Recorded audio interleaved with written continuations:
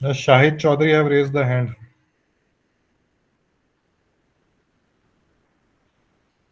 शाहिद, आप कुछ बोलना चाहते हो?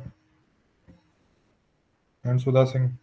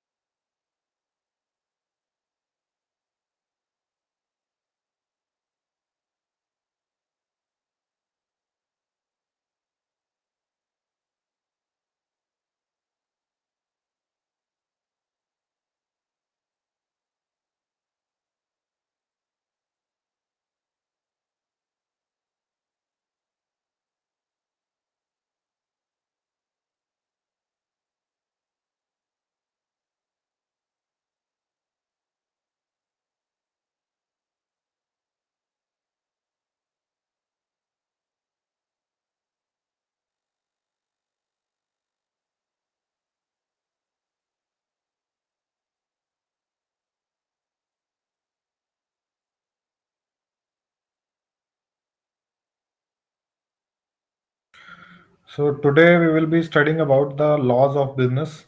That how many laws have been formed, how many laws have been formed by the government, कितने laws government ने बनाए हैं और वो law कैसे कैसे काम करते हैं, उनके क्या rules and regulation हैं, उनके बारे में हम आज पढ़ेंगे. So पहला ब्लॉक जो है हमारा वो जनरल लॉ ऑफ कॉन्ट्रैक्ट है कि कॉन्ट्रैक्ट के क्या क्या लॉज होते हैं. We will be studying about that. तो एसेंशियल क्या होते हैं कॉन्ट्रैक्ट के, ऑफर एंड एक्सेप्टेंस कैसे होता है, कैपेसिटी ऑफ पार्टीज, पार्टीज की क्या कैपेसिटी होती है, फ्री कंसेंट, फ्री कंसेंट क्या होता है. We will be talking about this block today.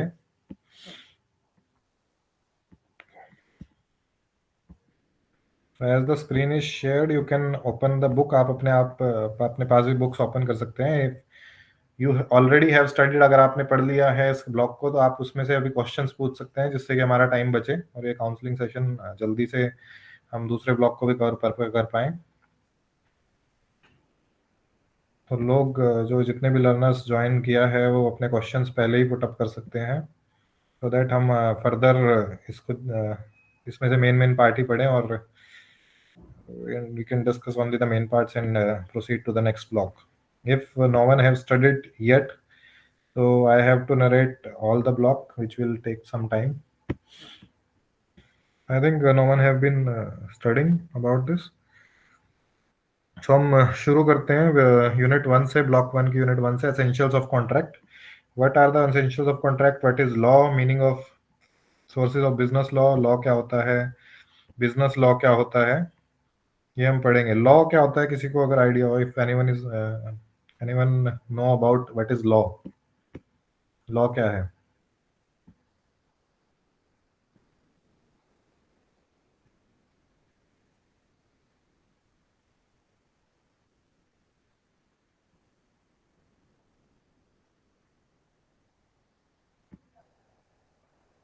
A set of rules and regulations they're determined by the authority or the what do you say, government.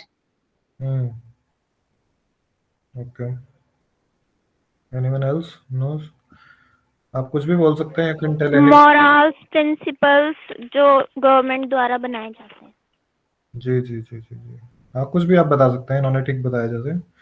और कोई किसी को law के बारे में बताओ, Hindi, English, any language, anything you can tell. गलत भी बोल सकते हैं, देयर इज नो इश्यूज.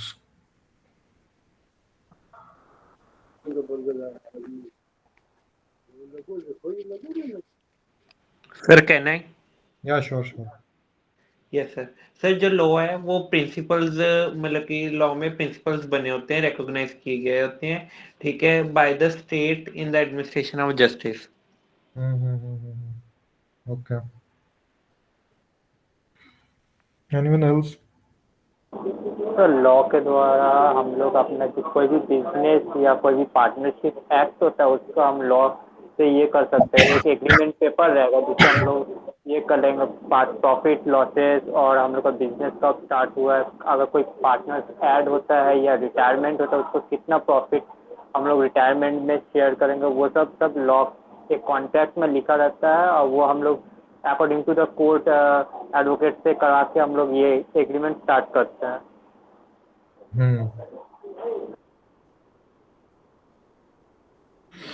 तो बेसिकली ये जैसे इन्होंने बताया एग्रीमेंट, और ये और कोई बताना चाह रहा? Anyone not else? सर इसमें न्याय और वो मतलब की होता है. सर मैं सर बोलूं? मेरा और एक क्वेश्चन था. सर हम लोग का BCA जो 133 का पेपर, इसका असाइनमेंट अभी तक आया नहीं है.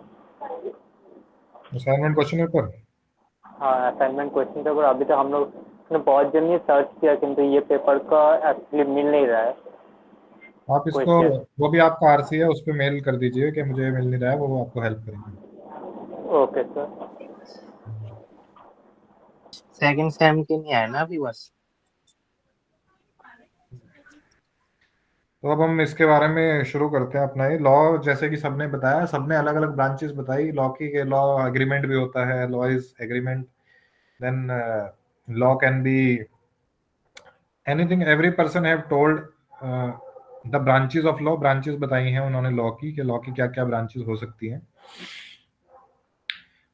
लॉ बेसिकली होता क्या है? एनीथिंग विच, प्लीज अपना सर मैं बोलूं?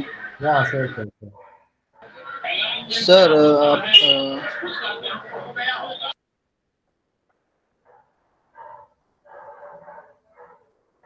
आप बोल सकते हैं, आप बता सकते हैं कुछ भी.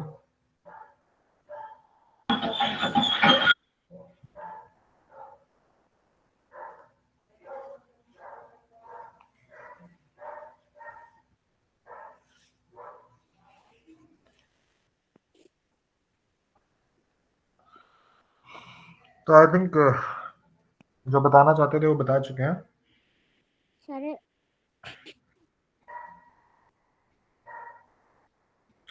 तो लॉ होता है कोई भी एक सर्टेन रूल्स एंड रेगुलेशन जो ऑलरेडी सेट हैं या बनाए जाते हैं. फॉर एग्जांपल, अगर आप कुछ भी चीज, अगर you are going to a shop और आप वहां से कोई भी चीज खरीद रहे हैं, तो वो भी एक लॉ है. एक ऑलरेडी आपको लॉ पता है उसके बारे में, दैट यू हैव टू पे मनी, और मनी के बाद आपको वो प्रोडक्ट लेना है, वो चीज लेनी है. It is also a law जो आपको ऑलरेडी एक फॉर्म्ड है और वो आपको ऑलरेडी पता है. आप एक कॉन्ट्रैक्ट में आते हैं. कॉन्ट्रैक्ट का मतलब है आपने कोई चीज पे की और उसके बदले में कोई चीज ले ली. ये भी एक तरह का एक कॉन्ट्रैक्ट है. और कॉन्ट्रैक्ट कोई भी किसी भी तरह का भी कोई कॉन्ट्रैक्ट होगा वो एक लॉ होगा, जो या तो ऑलरेडी फॉर्म्ड है, आप बस में चाहते हैं, आप न्यूज़पेपर खरीदते हैं या कोई भी चीज लेते हैं, वो सारी चीज लॉ के अंदर आती है। लॉ के अंदर ऑलरेडी जो रूल्स जो फॉर्म्ड हैं उन रूल्स को फॉलो करना, ये सब लॉ का ही एक पार्ट है। तो कई लोगों ने इसकी डेफिनेशन दी, जैसे कि एक डेफिनेशन है, law is rule of civil conduct prescribed by the supreme power of the state commanding what is right, prohibiting what is wrong. तो लॉ क्या है, जो हमारी गवर्नमेंट ने बनाया है और गवर्नमेंट ने उसमें क्या बताया है कि क्या राइट है और क्या रॉन्ग है। ये एक लॉ की डेफिनेशन है। लॉ की आप ये डेफिनेशंस, अगर आपको डेफिनेशन बाय डेफिनेशन कहीं लिखने का आता है तो आप इनको याद कर सकते हैं। तो बिजनेस लॉ क्या होता है, अगर हम इसमें लॉ में ही करें, क्योंकि हम बिजनेस मैनेजमेंट या पढ़ रहे हैं तो बीबीए का कोर्स है, तो बिजनेस लॉ क्या होता है? बिजनेस लॉ वो होता है जिसमें हमारे अलग अलग डिफरेंट डिफरेंट लॉज बने हुए हैं। There are different different laws which are already formed. बहुत सारे लॉज ऑलरेडी फॉर्म हुए हैं बिजनेस को रन करने के लिए। उन बिजनेस लॉज के हिसाब से ही हम एक बिजनेस को रन करते हैं। बहुत सारे लॉज उसके अंदर बने हुए हैं जो हम आगे पढ़ेंगे, क्योंकि अब हम बेसिक पढ़ रहे हैं तो इसमें सिर्फ डेफिनेशंस हैं। हम आगे पढ़ेंगे कौन कौन से लॉ हैं, किस किस ईयर में वो लॉज बने। जैसे कि ये इंडियन स्टैच्यू लॉ, और यहाँ पर जो सेकंड पॉइंट आप देख सकते हैं, इसमें बहुत सारे लॉज बताए हुए हैं। Indian contract act 1872, the negotiable instruments act 1881, उसके बाद the exchange board of India act 1992। ये लॉज जो बने हैं, ये जो एक्ट्स बने हुए हैं, these laws have been formed with certain rules and regulation। इन सब लॉज के अंदर रूल्स एंड रेगुलेशन है। हम फर्दर यूनिट्स में पढ़ेंगे इन रूल्स एंड रेगुलेशन को। हर लॉ का एक रूल एंड रेगुलेशन है। फॉर एग्जांपल अगर हम बात करें डेट फैक्ट्रीज की, अगर हम बात करें, जो वर्कर्स फैक्ट्री में काम करते थे, वो those workers use to get very less wages. उनकी जो वेजेस होती थी, जो उनके मंथली जो पे होता था वो बहुत कम होता था, या डेली पे होता था वो बहुत कम होता था। फिर उनको they used to work for 12 hours 16 hours। there was no limits and limitations। कोई लिमिट नहीं थी, कोई रूल्स नहीं थे, कुछ नहीं था। जब हम अगर बहुत पुराने टाइम की बात करें, आज से 100 साल 150 साल पहले की बात करें, तो कोई रूल नहीं था। देयर वाज नो रूल्स क्या वो कितने घंटे काम करेगा। देयर वाज नो रूल वो कितनी छुट्टियां लेगा या कितनी छुट्टियों से मिलेंगी। There were no rules for fixed wages, कितनी वेजेस उसको मिलेंगी, कोई फैसिलिटी मिलेगी, या कोई उनके जो चिल्ड्रंस हैं, उनके जो बच्चे हैं, उनको कोई फैसिलिटी मिलेगी, if they will be getting the facilities और नॉट। ऐसा कोई लॉ नहीं था। तो तब वो जो वेंडर्स होते थे या जो कॉन्ट्रैक्टर्स होते थे, जो काम कराते थे लेबर से, अगर हम स्पेसिफिकली लेबर लॉ की बात करें, तो जो कॉन्ट्रैक्टर्स काम कराते थे लेबर से, उनके देयर वर नो रूल्स। वो अपनी मर्जी से काम कराया करते थे। They used to force them to work for 16 hours, then they used to force them to work for 20 hours, और उसके बाद भी उन्हें बहुत कम पे किया बहुत। तो जब ये सारी चीजें आई, जब ये सारी लिमिटेशंस आई, तो उसके बाद लॉ बनने शुरू हुए। There were many laws which were formed by government, जिन लॉज के हिसाब से आपको मिनिमम इतनी वेज तो पे करनी ही होगी, आपको मिनिमम एक छुट्टी तो देनी ही होगी। You have to give one leave at least in 1 week. तो ये कुछ चीजें थी जो इंट्रोड्यूस हुई कि आपको, अगर उनके there are childrens of those workers, उनके बच्चे छोटे हैं, तो उनको क्रच की फैसिलिटी देनी होगी। क्रच आप सबको पता होगा दैट एक प्ले जोन की तरह होता है जहाँ पे बच्चों को रखा जाता है, तो क्रच की फैसिलिटी देनी होगी। या फिर अगर the workers are working in remote areas, क्योंकि बहुत सारी फैक्ट्रीज ऐसी होंगी जो रिमोट एरियाज में होंगी, उन फैक्ट्रीज में काम कराने के लिए अब, because not every worker, her worker बहुत रिमोट एरिया में अगर वो काम करने जाता है, इफ इज गोइंग ही और she is going in the remotest area, तो उसके जो बच्चे हैं वो कहाँ पर पढ़ेंगे, where they will be studying and where they he और शी विल बी लिविंग। तो रूल्स बने, रेगुलेशंस बने, गवर्नमेंट ने बनाए कि दैट अगर वो कोई रिमोट एरिया में है तो वहां पर आपको स्कूल की फैसिलिटी भी देनी होगी। एक जो फैक्ट्री है उसको स्कूल की फैसिलिटी देनी होगी। They have to give that living facility के, वो कहाँ रहेंगे, वो लेबर्स कहाँ रहेंगे अगर वो एक रिमोट एरिया में है। तो ऐसे ऐसे बहुत सारे लॉ बने। Those laws were formed to facilitate these labour workers. अगर लेबर लॉ की बात करें, और फील्ड्स भी थी जिनमें लॉज बने, हम उनके बारे में भी डिस्कस करेंगे फ्यूचर में। ये just for reference I am telling you about the labour thing. तो लेबर लॉज इसलिए बने कि हम उनको फैसिलिटीज दे सकें, साथ ही साथ काम भी ले सकें, काम भी हो, पर ऐसा ना हो कि that they are only working and they are not getting any wages. वो भूखे मर रहे हैं but they are not getting any wages. So ऐसा हो कि उनको भी काम, वो भी काम कर सकें, they can work efficiently and उनको फैसिलिटीज भी मिले, उनको जो लीव की फैसिलिटी है वो भी मिले, उनको और फैसिलिटीज भी मिले। तो ये सारी चीजें comes under laws. The law of contract is the most important part of business law in India. It determines the circumstances in which promises made by the parties to contract shall be binding on them and provides the remedies available against person who fails to perform his promise. तो law of contract क्या होता है, यानी कि contract के rules, एक तरह से अगर हम इसको आसान भाषा में समझें, if we can understand it in easy words, law of contract is what are the rules of a contract. Contract क्या होता है, इफ एनीवन नोज, हम पढ़ भी चुके हैं इस बारे में। सर कॉन्ट्रैक्ट वो होता है सर, मतलब कि जो ओनर होता है वो किसी को अपने काम करवाने के लिए एक कॉन्ट्रैक्ट, मतलब एक तरह का एक आपका क्या बोलते हैं, मतलब जैसे कि हो गया सर आपको कि मैं ओनर हूँ, आपको क्या बोलते हैं, मैं आपको काम दे रहा हूँ कि ये बिल्डिंग मुझे बनाने के लिए आपको देना है, तो उसमें जो कैसे करना है और कैसे उसमें मनी यूटिलाइज होगा, और उस जो कॉन्ट्रैक्ट में जो पेपर में उन्होंने लिखा है उस हिसाब से काम होगा, तो उसे कॉन्ट्रैक्ट बोलेंगे ना सर। जी जी, ये भी एक पार्ट है कॉन्ट्रैक्ट का। सर कहना ही या श्योर श्योर। सर कॉन्ट्रैक्ट का मतलब ये हुआ कि कोई भी जब 2 पर्सन मिलके कोई एक काम करें, कोई भी अगर कोई ऑर्डर मिला है तो एक कंपनी से पॉसिबल नहीं है कि वो इतनी ज़्यादा प्रोडक्शन कर सके, तो फिर वो दूसरी कंपनी को भी अपने साथ जोड़ता है और उसी को कहते हैं सर कॉन्ट्रैक्ट। ओके, किसी और को कुछ और बताओ, इफ एनीवन नोज। इन्होंने ठीक बताया। सर मैं आए सर श्योर। कॉन्ट्रैक्ट एक एग्रीमेंट है जो दो पार्टीज का बीच में होता है। ओके, या श्योर। Sir, या sir, any agreement which is enforceable by law, that is contract? हाँ, ये भी एक पार्ट है इसका, कॉन्ट्रैक्ट का। Anyone else knows anything? ये सब जिन्होंने बोला वो अच्छा बोला।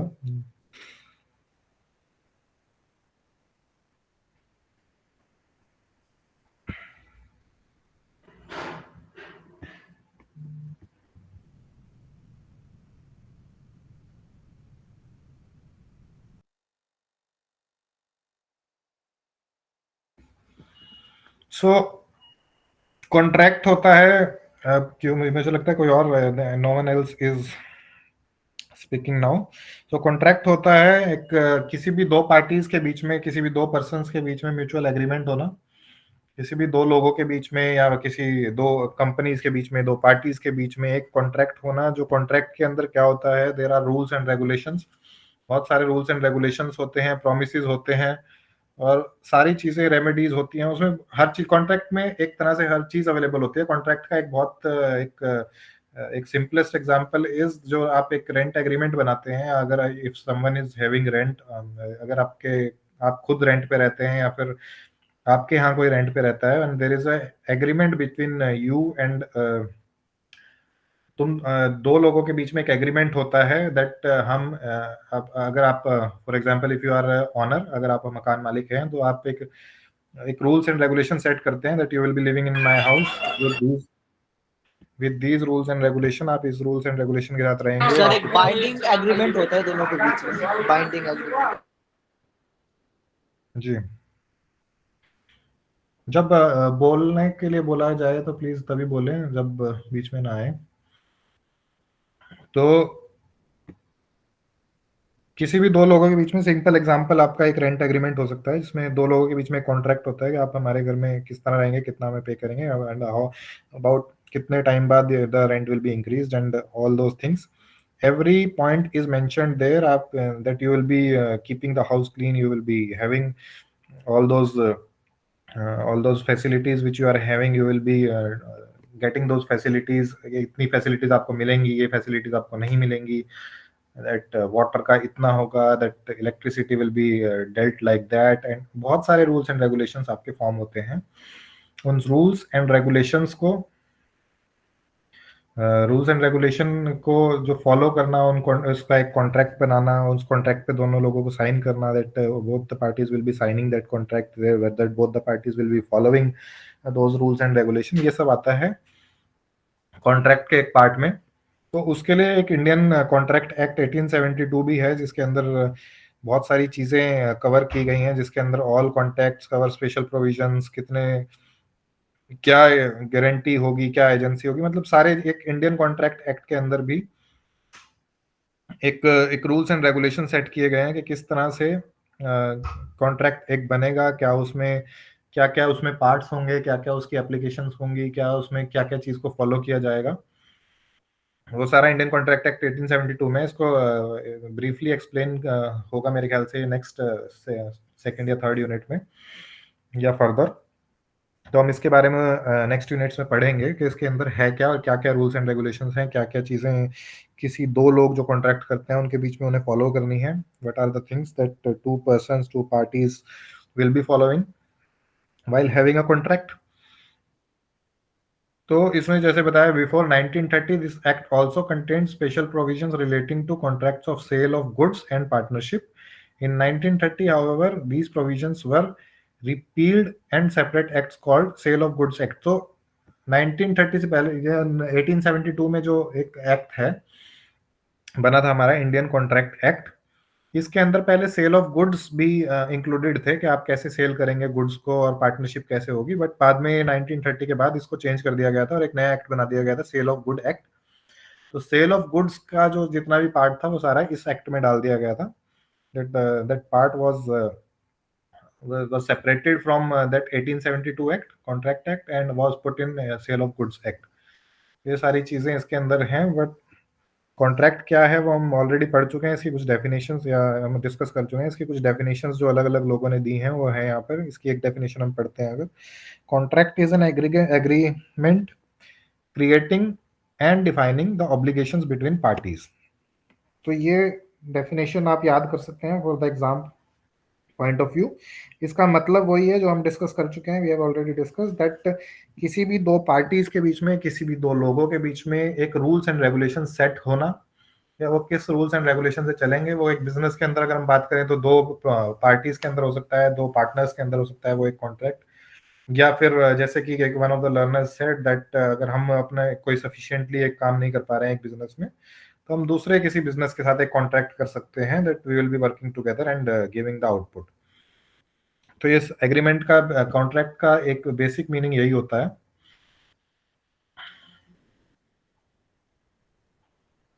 तो एग्रीमेंट क्या होता है, अगर हम एग्रीमेंट की बात करें, कॉन्ट्रैक्ट की हमने बात की कि क्या होता है, you can simply learn those definitions और उसका मीनिंग क्या है वो आप समझ सकते हैं, that we are discussing right now. तो एग्रीमेंट क्या होता है, एग्रीमेंट होता है जैसे कि इसमें फॉर्मूला भी बताया, ऑफर प्लस एक्सेप्टेंस।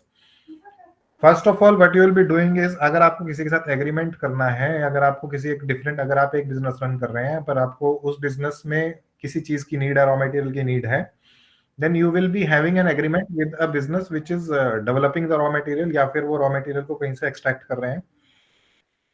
आप एक एग्रीमेंट भेजते हैं, आप एक ऑफर भेजते हैं कि हमें आपके यहाँ से एक रॉ मटेरियल की नीड है, इस रेट पर नीड है, एंड आप एक भी उसमें कॉन्ट्रेक्चुअल एक वो भी करते हैं that I will be taking all those things from you for 1 year, for 2 years, मैं 5 साल तक लूंगा, 6 साल तक लूंगा। एक आप एक ऑफर भेजते हैं, अगर वो एक्सेप्ट हो जाता है offer by the second party, तो उसको हम एग्रीमेंट बोलते हैं कि उसने आपने एक ऑफर दिया और वो ऑफर एक्सेप्ट हो गया, सामने वाले ने, ही और शी हैव एक्सेप्टेड, आपका रेट भी एक्सेप्ट कर लिया, आपका जो आपने टर्म टेन्योर दिया था कि 1 साल या 2 साल, वो भी एक्सेप्ट कर लिया, और ही और शी एग्रीज ऑन एवरीथिंग, वो एग्री करते हैं हर चीज पे जो आपने एक ऑफर में भेजी थी, तो वो एक एग्रीमेंट हो जाता है। लीगल ऑब्लिगेशन होता है, जैसे बहुत सारी चीजें हैं जिसमें आपको लीगली आपको अपने जो, for example you are running, अगर आप एक बिजनेस को रन करते हैं या फिर एक बिजनेस को शुरू करते हैं, तो आपको बिजनेस को शुरू करने के लिए बहुत सारे एक लीगल डॉक्यूमेंट्स को बनाना होगा। आपको गवर्नमेंट को इन्फॉर्म करना होगा that you are running a business, आपका बिजनेस कितना बड़ा है, आप उस बिजनेस को कितना बड़ा करना चाहते हैं, दैट आपकी कितनी जो वो है, जो आपकी अर्निंग है वो कितनी होगी, और आप उस अर्निंग के जो अर्निंग है उसका टैक्स क्या होगा। वो बहुत सारे जो लीगल फॉर्मेलिटीज होती हैं, उनको फॉर्मेलिटीज को पूरा करना, उन ऑब्लिगेशंस को पूरा करना आता है लीगल ऑब्लिगेशंस के अंदर। तो अगर इसकी ये जो बोल्ड वाली लाइन है इसको पढ़ें, the law of contract is concerned with only those obligations which arise out of an agreement. तो इसका क्या मतलब है कि जो कॉन्ट्रैक्ट का लॉ है वो उन्हीं उन ऑब्लिगेशंस, जितनी भी जो लीगल ऑब्लिगेशंस हैं, उस एग्रीमेंट, आपने एक एग्रीमेंट बनाया, एक कॉन्ट्रैक्ट किया, then you have made an agreement. अब उस एग्रीमेंट में से कितनी चीजें हमारे इंडियन लॉ के साथ कंसर्न करती हैं, उन सारी चीजों को हमें एक फॉलो करना होगा, उन एग्रीमेंट्स को हमें फॉलो करना होगा, और उन ऑब्लिगेशन, जो लीगल ऑब्लिगेशंस हैं, उनको हमें सारों को पूरा करना पड़ेगा, जिससे आगे हमें अपने बिजनेस में कोई इशू ना आए। तो या तो लीगल ऑब्लिगेशंस के अंदर हमें क्या ऑब्लिगेशंस होती हैं, कैसे पता चलेगा ऑब्लिगेशंस का, एग्रीमेंट से, और उन ऑब्लिगेशंस को हमें कैसे पूरा करना है।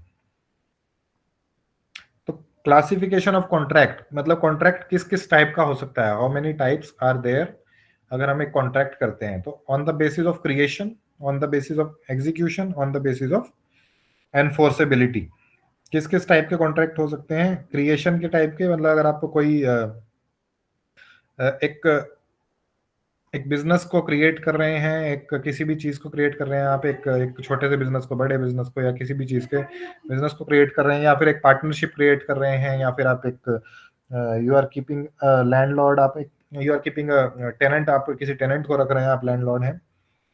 तो क्रिएशन उस टाइम पे जब आप उस वो बन रहा है, वो कोई भी एक कॉन्ट्रैक्ट बन रहा है, उस टाइम पे क्या क्या कॉन्ट्रैक्ट्स में क्या क्या हमें ध्यान रखना है, वो आता है on the basis of creation. For example, इसमें एक on the basis of creation में इन्होंने टाइप्स बताई हैं, जैसे कि express contract, implied contract. Express contract क्या होता है? Express contract is one where the terms are clearly settled in words and spoken और written. For example, A wrote a letter to B stating, I offer to sell my car at rupees 30,000 to you. B accept the offer by the letter sent away.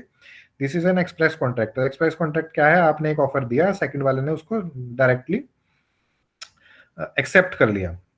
वहीं implied contract क्या होता है? जिसमें आपने एक offer दिया, but offer में उनको सामने जो बी पर्सन है जिसको आपने ऑफर दिया, उसको कुछ चीजें ठीक लगी, बट कुछ चीजें ठीक नहीं लगी, तो वो अपने जो फीडबैक देगा कि हम इस कॉन्ट्रैक्ट को चेंज कर सकते हैं, इसको ऐसे चेंज कर सकते हैं। तो उस टाइप से कॉन्ट्रैक्ट होना जिसमें आप कन्वर्सेशन करके, बात करके उस चेंज को मॉडिफाई करते हैं, तो वो एक इम्प्लाइड कॉन्ट्रैक्ट के अंदर आता है।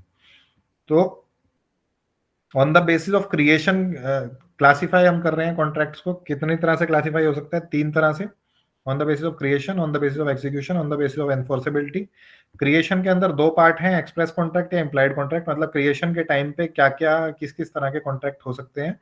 एक तो एक्सप्रेस कॉन्ट्रैक्ट हो सकता है कि डायरेक्टली आपने दिया एक ऑफर और उसने ऑफर एक्सेप्ट कर लिया, ये हो गया एक्सप्रेस कॉन्ट्रैक्ट। इम्प्लाइड कॉन्ट्रैक्ट जिसमें आपने थोड़ा सा कॉन्ट्रैक्ट दिया एंड देन उस पर डिस्कशन हुई, उसके बाद एक्सेप्ट हुआ। तो ये on the basis of creation में 2 पार्ट्स हैं। उसके बाद on the basis of execution, execution के बेस पे क्या क्या पार्ट्स हो सकते हैं? Executed contracts in the contract where both the parties have fulfilled there.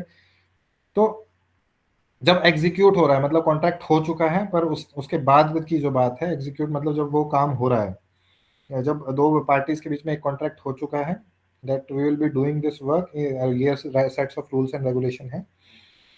अब एग्जीक्यूशन के टाइम पे जब वो रूल्स एंड रेगुलेशन फॉलो हो रहे हैं, तो किस किस टाइप के कॉन्ट्रैक्ट हो सकते हैं? एग्जीक्यूटेड कॉन्ट्रैक्ट्स और एग्जीक्यूटोरी कॉन्ट्रैक्ट्स। एग्जीक्यूटेड कॉन्ट्रैक्ट वो हैं जिसमें if a contract with both parties are fulfilled, जिसमें आप 2 लोगों के बीच में कॉन्ट्रैक्ट हुआ, जो रूल्स एंड रेगुलेशन है आप दोनों ने फॉलो किए, और दोनों के फॉलो करने के बाद जो एक एक क्योंकि आप दोनों ने उन चीज़ों को फॉलो करा है, तो वो एग्जीक्यूटेड कॉन्ट्रैक्ट्स के अंदर आएगा। For example, A agrees is to sell his book to B for ₹50, A delivers the book to B, B pays ₹50 to A. Executed contract, आपने जो कॉन्ट्रैक्ट किया वो अच्छी तरह से इम्प्लीमेंट हो गया, जैसे जैसे किया था। वहीं एग्जीक्यूटोरी कॉन्ट्रैक्ट्स जो होते हैं वो कैसे होते हैं? इसको हम एग्जांपल से ही समझते हैं। A agrees to sell his book to B ₹50। If the book has not been delivered by A and B has not paid the price, the contract is executory। मतलब आपने कॉन्ट्रैक्ट तो किया था, आपने फोन पे एक बात की थी that आप 2 लोग एक बुक सेल करना चाहते हैं, one person want to sell the book. Just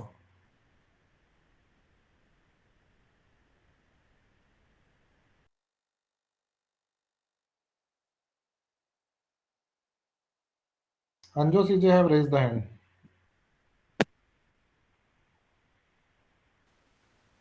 अंजो,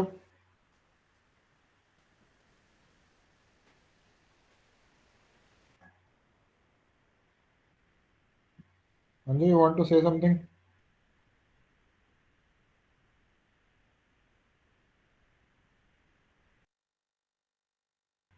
I think Anju wanted to say something, but he got maybe disconnected or something.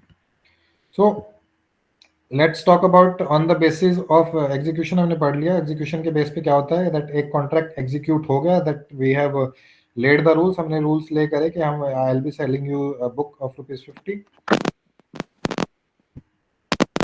और वो एग्जीक्यूट हो गया. अंजो सीजे, आपकी your voice is not clear.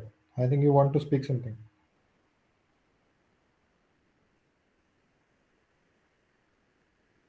Then executory contract जो होते हैं, that you have made a contract but that contract was somehow, वो पूरा नहीं हुआ, that contract was not done, हो जाता है एग्जीक्यूटोरी कॉन्ट्रैक्ट्स के अंदर. फिर एनफोर्सेबिलिटी के टाइप क्लासिफिकेशन है, तीसरी टाइप एनफोर्सेबिलिटी.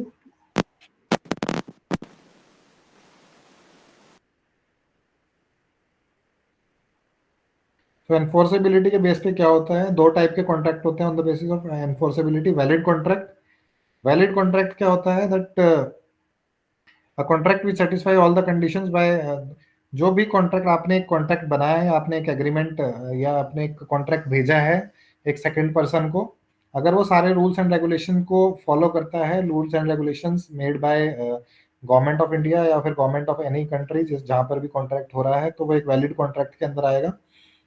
वॉइड कॉन्ट्रैक्ट के अंदर का आएगा जहां पर आपने एक कॉन्ट्रैक्ट बनाया है, a contract which causes to be enforceable by law becomes void when it ceases to be enforceable. It is a contract without any legal effects and it is nullity. You should note that a contract is not void from inception.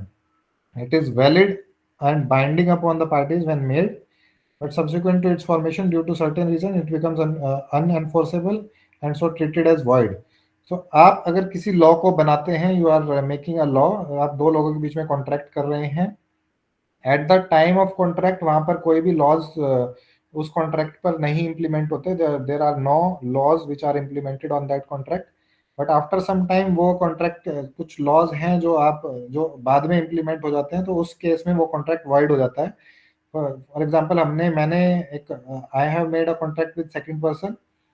Eight that time there was no law formed by government. उस time पे कोई ऐसा government ने law form नहीं किया था कि जो मेरे कॉन्ट्रैक्ट पर इंप्लीमेंट होता हो. बट आज से 6 मंथ्स बाद, मेरा कॉन्ट्रैक्ट 1 साल का है 2 साल का है, बट आज से 6 मंथ बाद there have been some laws which have been made by government. Government ने कुछ लॉज बना दिए हैं. अब क्योंकि हमारे कॉन्ट्रैक्ट में वो लॉज इंप्लीमेंट होते हैं इस टाइम पे, तो हमारा जो कॉन्ट्रैक्ट है वो वॉइड माना जाएगा, यानी कि वो वैलिड अब नहीं है, वो एनफोर्सेबल नहीं है दैट कॉन्ट्रैक्ट नाउ.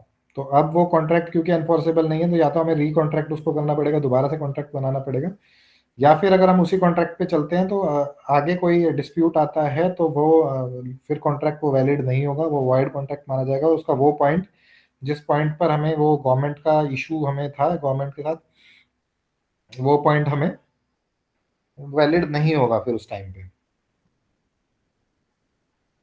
उसी तरह से वॉइडेबल कॉन्ट्रैक्ट होता है कि वॉइडेबल कॉन्ट्रैक्ट क्या होता है, जब दो पार्टीज के बीच में, फॉर एग्जांपल हम इसके एग्जांपल से समझते हैं, A sells the ring to C who acquires it after paying the price and in good faith contract cannot be avoided.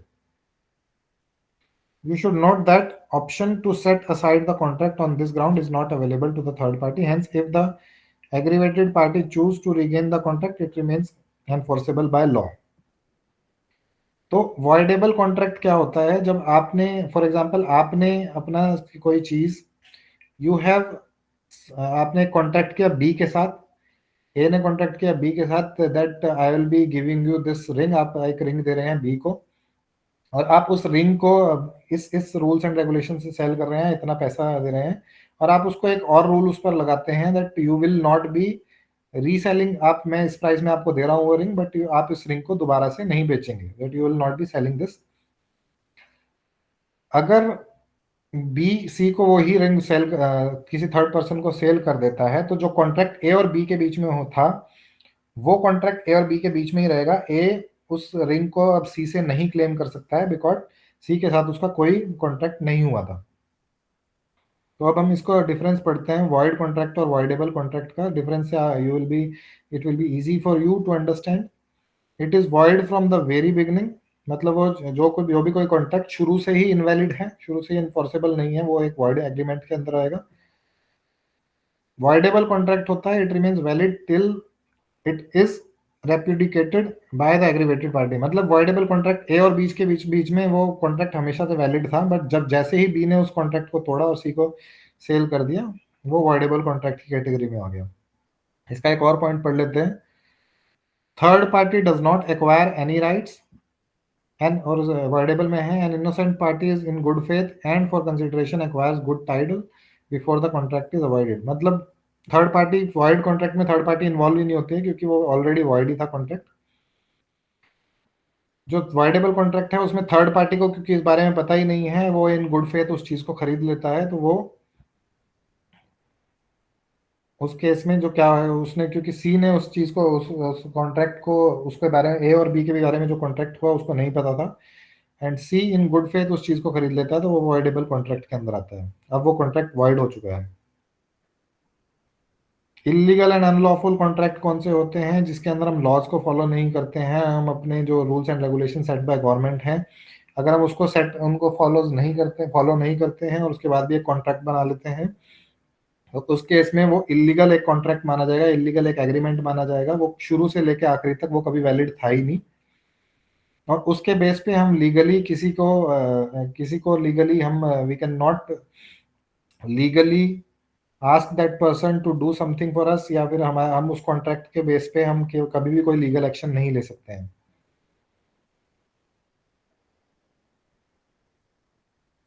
तो एक ये चार्ट दिखाया गया है, क्लासिफिकेशन ऑफ कॉन्ट्रैक्ट, जो हमने पढ़े 3 टाइप के कॉन्ट्रैक्ट होते हैं, based on creation, based on execution, based on enforceability. इसके अंदर अंदर क्या क्या आते हैं? Express contracts and implied contracts, then executive contract, executory contracts. ये सारा एक डायग्राम आप पढ़ सकते हैं कि इसके अंदर कौन कौन से आते हैं, और if you will B drawing this diagram in the exam, it will be very easy for the examiner, that आपको उसे पता चल जाएगा that you know the subject, आपको सब्जेक्ट के बारे में इंफॉर्मेशन है।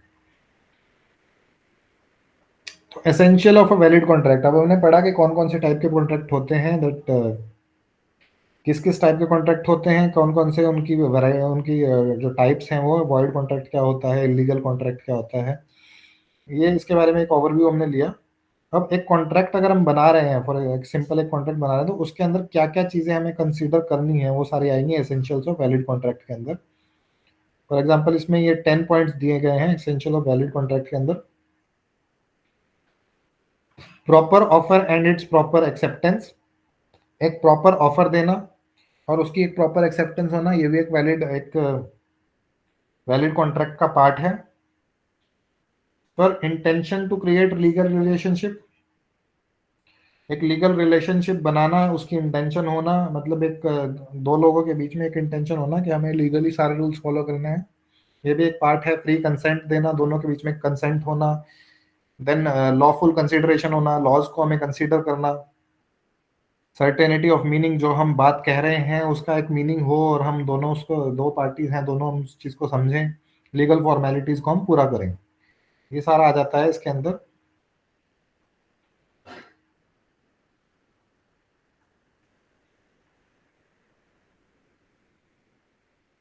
इसमें से हम अगर एक पार्ट को हम एक एक्सप्लेनेशन को पढ़ें, जैसे कि फ्री कंसेंट की एक्सप्लेनेशन अगर हम पढ़ते हैं, for a contract to be valid it is essential that there must be free and genuine consent of the parties. For example, हमें कई बार ऐसा होगा कि आप एक कॉन्ट्रैक्ट करना चाहते हैं, बिकॉज आप उस कॉन्ट्रैक्ट के लिए एक बहुत ज़्यादा एक्साइटेड हैं, और एक्साइटेड होने की वजह से आप ऐसा कर सकते हैं कि जो सामने वाला है जिसका आप कॉन्ट्रैक्ट करना चाहते हैं, the person who is in front of you, और the party who is in front of you, आप किसी भी तरह चाहते हैं कि वो मान जाए, दैट वो भी एग्री हो जाए इस पॉइंट पे। उस केस में क्या होता है कि फ्री कंसेंट होना चाहिए, दोनों पार्टीज फ्रीली कंसेंट करें कि हाँ, हम उसमें कोई थ्रेट नहीं होना चाहिए, उसमें कोई गलत कोई प्रॉमिस नहीं होने चाहिए, उसमें एक थ्रेट नहीं होना चाहिए, सामने वाली पार्टी को आप थ्रेटन करें कि आप इस कॉन्ट्रैक्ट में आइए, नहीं तो आप उसके लिए कुछ भी कर सकते हैं, उसके खिलाफ कुछ भी कर सकते हैं, वो ऐसा कोई कंसेंट नहीं होना चाहिए। फॉर एग्जाम्पल, अगर हम कोई एक छोटा सा एक एग्जाम्पल लें, बहुत ही एक एक बेसिक सा एग्जांपल लें, किसी चीज को, एक छोटी सी चीज को सेल करने के लिए ही, अगर आप उस चीज को सेल करने के लिए झूठ बोलते हैं, फॉर एग्जांपल यू आर, आप एक एक शॉपकीपर हैं और आप अपनी एक चीज को सेल करने के लिए आप उसमें गलत चीजें भी बताते हैं, तो वो फ्री कंसेंट नहीं हुई। उसमें आपने एक झूठ बोला जिसकी वजह से सामने वाले ने उसको एक्सेप्ट किया। दोनों की कंसेंट जब फ्री कंसेंट मानी जाएगी, जब when you are telling the truth, आपने बहुत फ्रीली सब कुछ बता दिया, और एक्सेप्टेंस करने वाले पर्सन ने, the person who is going to accept, उसने फ्रीली एक्सेप्ट कर लिया, तो फ्री कंसेंट के अंदर आ जाता है। लॉफुल कंसिडरेशन, अगर इसको पढ़ेंगे तो यही है कि हम अगर जितनी भी हमारी लॉज हैं, हमारे जो already formed rules and regulation है, अगर हम उसको कंसीडर करते हैं, हम उसको पढ़ते हैं और उसके हिसाब से ही हम कोई एक डील करते हैं, एक कॉन्ट्रैक्ट करते हैं, तो वो लॉफुल कंसिडरेशन के अंदर आएगा। फॉर एग्जांपल अगर हम इसमें पढ़ें, it must have some value in the eyes of law, however the consideration need to be adequate. For example, A sells his car worth rupees 2 lakh to B for rupees 50,000 only. एक ने A ने 2 लाख की car 50,000 में ही बेच दी। This is a valid promise provided the consent A is free. ये एक valid promise माना जाएगा, लॉफुल प्रॉमिस माना जाएगा, क्योंकि उसने अपनी मर्जी से जो 2 लाख की गाड़ी है उसको 50,000 में सेल किया, that he have with his consent sold his car of rupees 2 lakh to be rupees at rupees 50,000। उसने अपनी मर्जी से ये सब किया था। अगर ये सब चीजें for a contract to be valid, the consideration should be also be lawful. The consideration is considered lawful unless it is forbidden by law or is fraudulent. For example, जो ये सेल करने की बात थी, क्योंकि इसके ऊपर कोई ऐसा लॉ नहीं है that you have to sell that car for, आपको किसी एक पर्टिकुलर प्राइस पे ही सेल करनी है, ऐसा कोई लॉ नहीं है। आप जितने में चाहते हैं अपनी कार सेल कर सकते हैं। अगर आप कम प्राइस में चाहते हैं सेल करना, तो आप कम प्राइस में कर सकते हैं, तो ये एक लॉफुल कॉन्ट्रैक्ट माना जाएगा।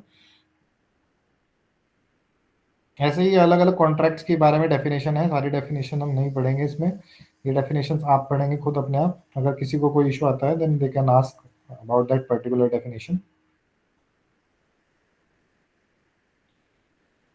Unit 1 we have completed unit 1। अब इसके बाद हम ऑफर्स एंड एक्सेप्टेंस पढ़ेंगे, जो बेसिकली एक एग्रीमेंट भी इसी को बोलते हैं। एग्रीमेंट क्या होता है, हम ऑफर करते हैं और सामने वाला एक्सेप्ट करता है, वो एक एग्रीमेंट का पार्ट होता है।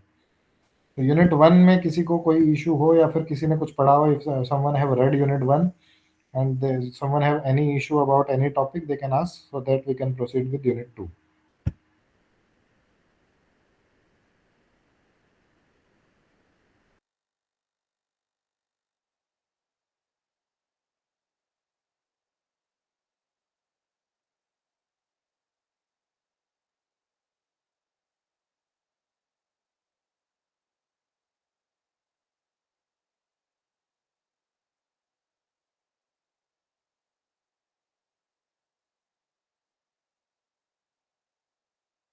Sir, you can start unit 2.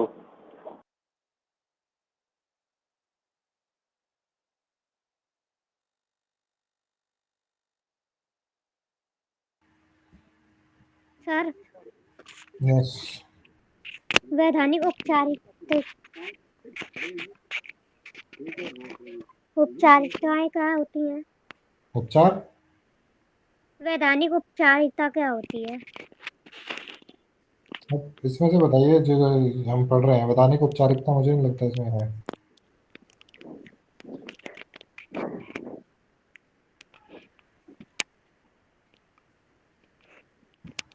Eighteen 2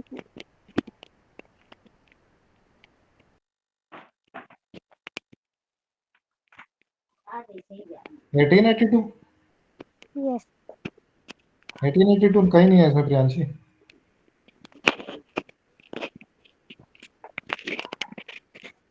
चाय पियोगे नहीं? ठंडी आ जी, बिल्कुल सब पियो, बिल्कुल ठंडी।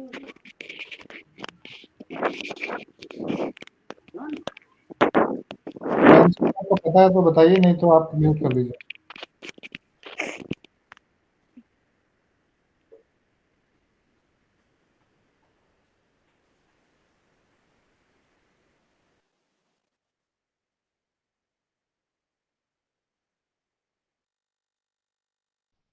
Sir, she is asking legal formalities. Point 10. Okay.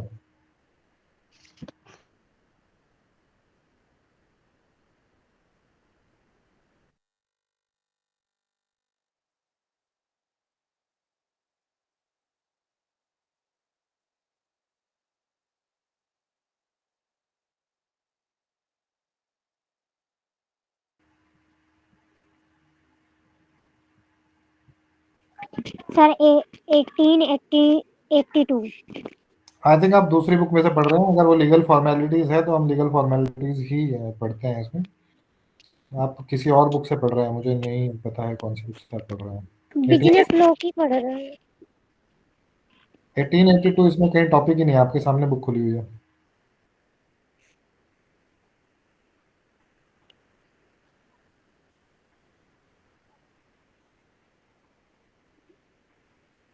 Sir 1882 की है।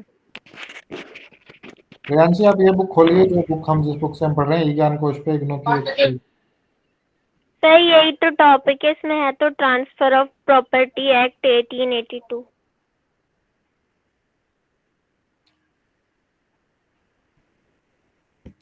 पेज नंबर कौन सा है? Page number transfer of property act किसके अंदर है? लीगल फॉर्मेलिटीज के अंदर। शायद इन्होंने वॉल्यूम 2 खोल रखी है। कोई नहीं, आप देखते हैं उसके अंदर। लीगल फॉर्मेलिटीज के अंदर ट्रांसफर ऑफ प्रॉपर्टी एक्ट के बारे में जिक्र किया है, that they have talked about transfer of property act 1882, पर ट्रांसफर ऑफ प्रॉपर्टी एक्ट के अंदर है क्या अभी वो लीगल फॉर्मेलिटीज के अंदर नहीं है।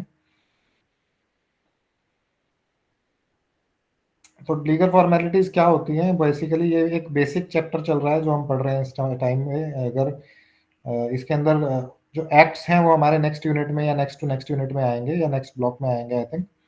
उन एक्ट्स के अंदर क्या रूल्स एंड रेगुलेशंस हैं वो हम नेक्स्ट, जब भी ये ट्रांसफर ऑफ प्रॉपर्टी एक्ट या लेबर एक्ट या बहुत सारे एक्ट्स आएंगे हमारे अब इसमें, तो हम उनके बारे में will be discussing about them briefly जो जैसे ही वो आएंगे। फिलहाल लीगल फॉर्मेलिटीज क्या होती हैं, अगर हम इसको एक एग्जांपल से ही समझें कि प्रॉमिस टू पे अगर कोई प्रे करता है कि भाई कोई, अगर आप किसी पर्सन को, सेकंड पर्सन को कुछ पैसे, कुछ अमाउंट पे करते हैं और उसके बाद आप उससे राइटिंग में लेते हैं दैट आप इतने टाइम बाद उसको उस अमाउंट को वापस ले लेंगे, that after 6 months, after 7 months इतने इंटरेस्ट देकर आप उस अमाउंट को वापस ले लेते हैं। अगर आपके बीच में एक रिटर्न एग्रीमेंट, लीगल एग्रीमेंट होता है तो एक लीगल फॉर्मेलिटीज का एक पार्ट है that 2 persons have made N legal agreement. जैसे कोई एक आपका घर है, आप उसको सेल करना चाहते हैं, उसके लिए कोई एग्रीमेंट बना है दैट आप एक राइटिंग में एक एग्रीमेंट बनाते हैं that I will be giving you this house at this location, इतने प्राइस में मैं ये दूंगा, और वो प्राइस पे दोनों पार्टीज जो हैं वो अगर वो लीगली साइन कर देती हैं that comes under legal formalities. अब ट्रांसफर ऑफ प्रॉपर्टी एक्ट जब आएगा 1882, ट्रांसफर ऑफ प्रॉपर्टी एक्ट 1882, हम उसके बारे में तब पढ़ेंगे। Anju CJ have asked something I think. Essentials of valid contract. Essentials क्या होते हैं? जो चीजें we have already discussed about essentials of valid contract. I will please be attentive. So मैं दोबारा से कोई नहीं, एक बार essentials of valid contract को I'll talk about this again. तो essentials of valid contract के 10 points दिए गए हैं. These 10 points are essential for a valid contract. एक valid contract क्या होता है? What is a valid contract? That two parties have agreed on something. Then these two parties are following all the rules and regulations, that these parties are following all the laws made by government, that these parties are uh, agreeing on everything which have been discussed between them। कोई agreement के बीच में जो हमारे rules and regulation follow हुए हैं, जो laws follow हुए हैं, वो सारे रूल्स एंड रेगुलेशंस लॉ को अबाइड करें, मतलब they are following the laws of government, they are following laws made between each other. दो पार्टी के बीच में क्या लॉ बना है वो सब कुछ अगर वो फॉलो करते हैं तो वो सब कुछ एक वैलिड कॉन्ट्रैक्ट के अंदर आता है। इसी को ये 10 पॉइंट्स में, these 10 points are discussed with this content only. ये इसी कंटेंट के साथ ये डिस्कस करे गए हैं, जिसमें से हमने एक पॉइंट पढ़ा भी था। फॉर एग्जांपल फ्री कंसेंट हमने पढ़ा था इसके अंदर। What is free consent? दो पार्टीज के बीच में एक कंसेंट होना, that two parties are having an consent between each other without any threat. किसी थ्रेट नहीं है, कोई कुछ नहीं है, they both are freely accepting the offer. तो वो आ जाता है फ्री कंसेंट के अंदर, जिसमें दोनों का एक फ्री कंसेंट है, कोई फ्रॉड नहीं है, देयर इज नो लाइज, कोई लाई झूठ नहीं बोला जा रहा है, that there is no threatening, कोई थ्रेट नहीं दिया जा रहा है उसको करने के लिए, तो फ्री कंसेंट के अंदर आ जाता है। इसके अंदर अंदर लीगल फॉर्मेलिटीज हमने अभी डिस्कस करा, ये सारी चीजें इसके अंदर ही हैं. You will be reading these things.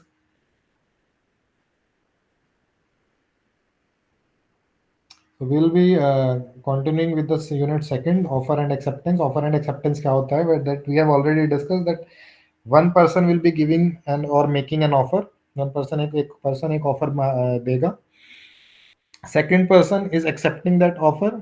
जो ऑफर है वो वैलिड है, वो वॉइड ऑफर नहीं है, उसके अंदर सारे रूल्स एंड रेगुलेशंस फॉलो किए गए हैं, that every person is following those rules and regulation. Then the second person is accepting. Accepting के बहुत सारे तरीके हो सकते हैं. There can be many ways of accepting. तरीके हो सकते हैं कि आप जो जैसे हमने एक्सप्रेस कॉन्ट्रैक्ट के अंदर पढ़ा था कि एक पर्सन ने एक कॉन्ट्रैक्ट एक ऑफर दिया जिसमें सारे रूल्स एंड रेगुलेशन मेंशन है, क्या ड्यूरेशन होगी, क्या कितना पैसा इन्वॉल्व होगा, everything is mention in the offer. और सेकंड पर्सन उस ऑफर को एक्सेप्ट कर लेता है, तो एक एक्सप्रेस कॉन्ट्रैक्ट है, एक्सप्रेस एग्रीमेंट है कि आपने एक ऑफर दिया और सेकंड पर्सन ने एक्सेप्ट कर लिया. उसी के अंदर हमने दूसरा एक तरह का एक ऑफर और एक्सेप्टेंस का पढ़ा था कि अगर आप एक ऑफर देते हैं, you are giving an offer and second person agrees on some points, वो कुछ पॉइंट्स पे एग्री करता है बट कुछ पॉइंट्स पे एग्री नहीं करता है, तो वो भी एक part of offer and acceptance है या एग्रीमेंट है कि आपने एक ऑफर दिया, सेकंड पर्सन ने उसमें कुछ मॉडिफिकेशंस उसको चाहिए, उसने वो मॉडिफिकेशंस बताई और उस मॉडिफिकेशंस के बेस पे फर्दर वो ऑफर बना. तो अब किस किस टाइप के एक्सेप्टेंस होते हैं, कैसे एक्सेप्ट किया जाता है, एक्सेप्टेंस मोड क्या होते हैं, किस किस टाइप से एक्सेप्टेंस हो सकती है. मतलब आप एक एक्सेप्टेंस अपनी बाय वर्बली दे सकते हैं या रिटर्न बेस में दे सकते हैं या बाय मेल दे सकते हैं. किस किस तरह के एक्सेप्टेंस हो सकते हैं और किस किस तरह से ऑफर दिया जा सकता है. वर्बली एक ऑफर दे सकते हैं आप, एक रिटर्न वे में, आप मेल से, या आप बाय एक रिटर्न कॉन्ट्रैक्ट आप चिट्ठी के रूप में उसको बेच सकते हैं, मतलब आप पोस्टल वेज में बेच सकते हैं. तो कैसे कैसे तरीके के हो सकते हैं, क्या क्या उसके बीच में कम्युनिकेशन होती है, what is the communication between offer and acceptance. अगर आपने ऑफर दिया तो उसके बीच में क्या मॉडिफिकेशन हो सकते हैं, कैसे कैसे कम्युनिकेट होगा, वो सब आ जाता है communication of offer and acceptance के अंदर.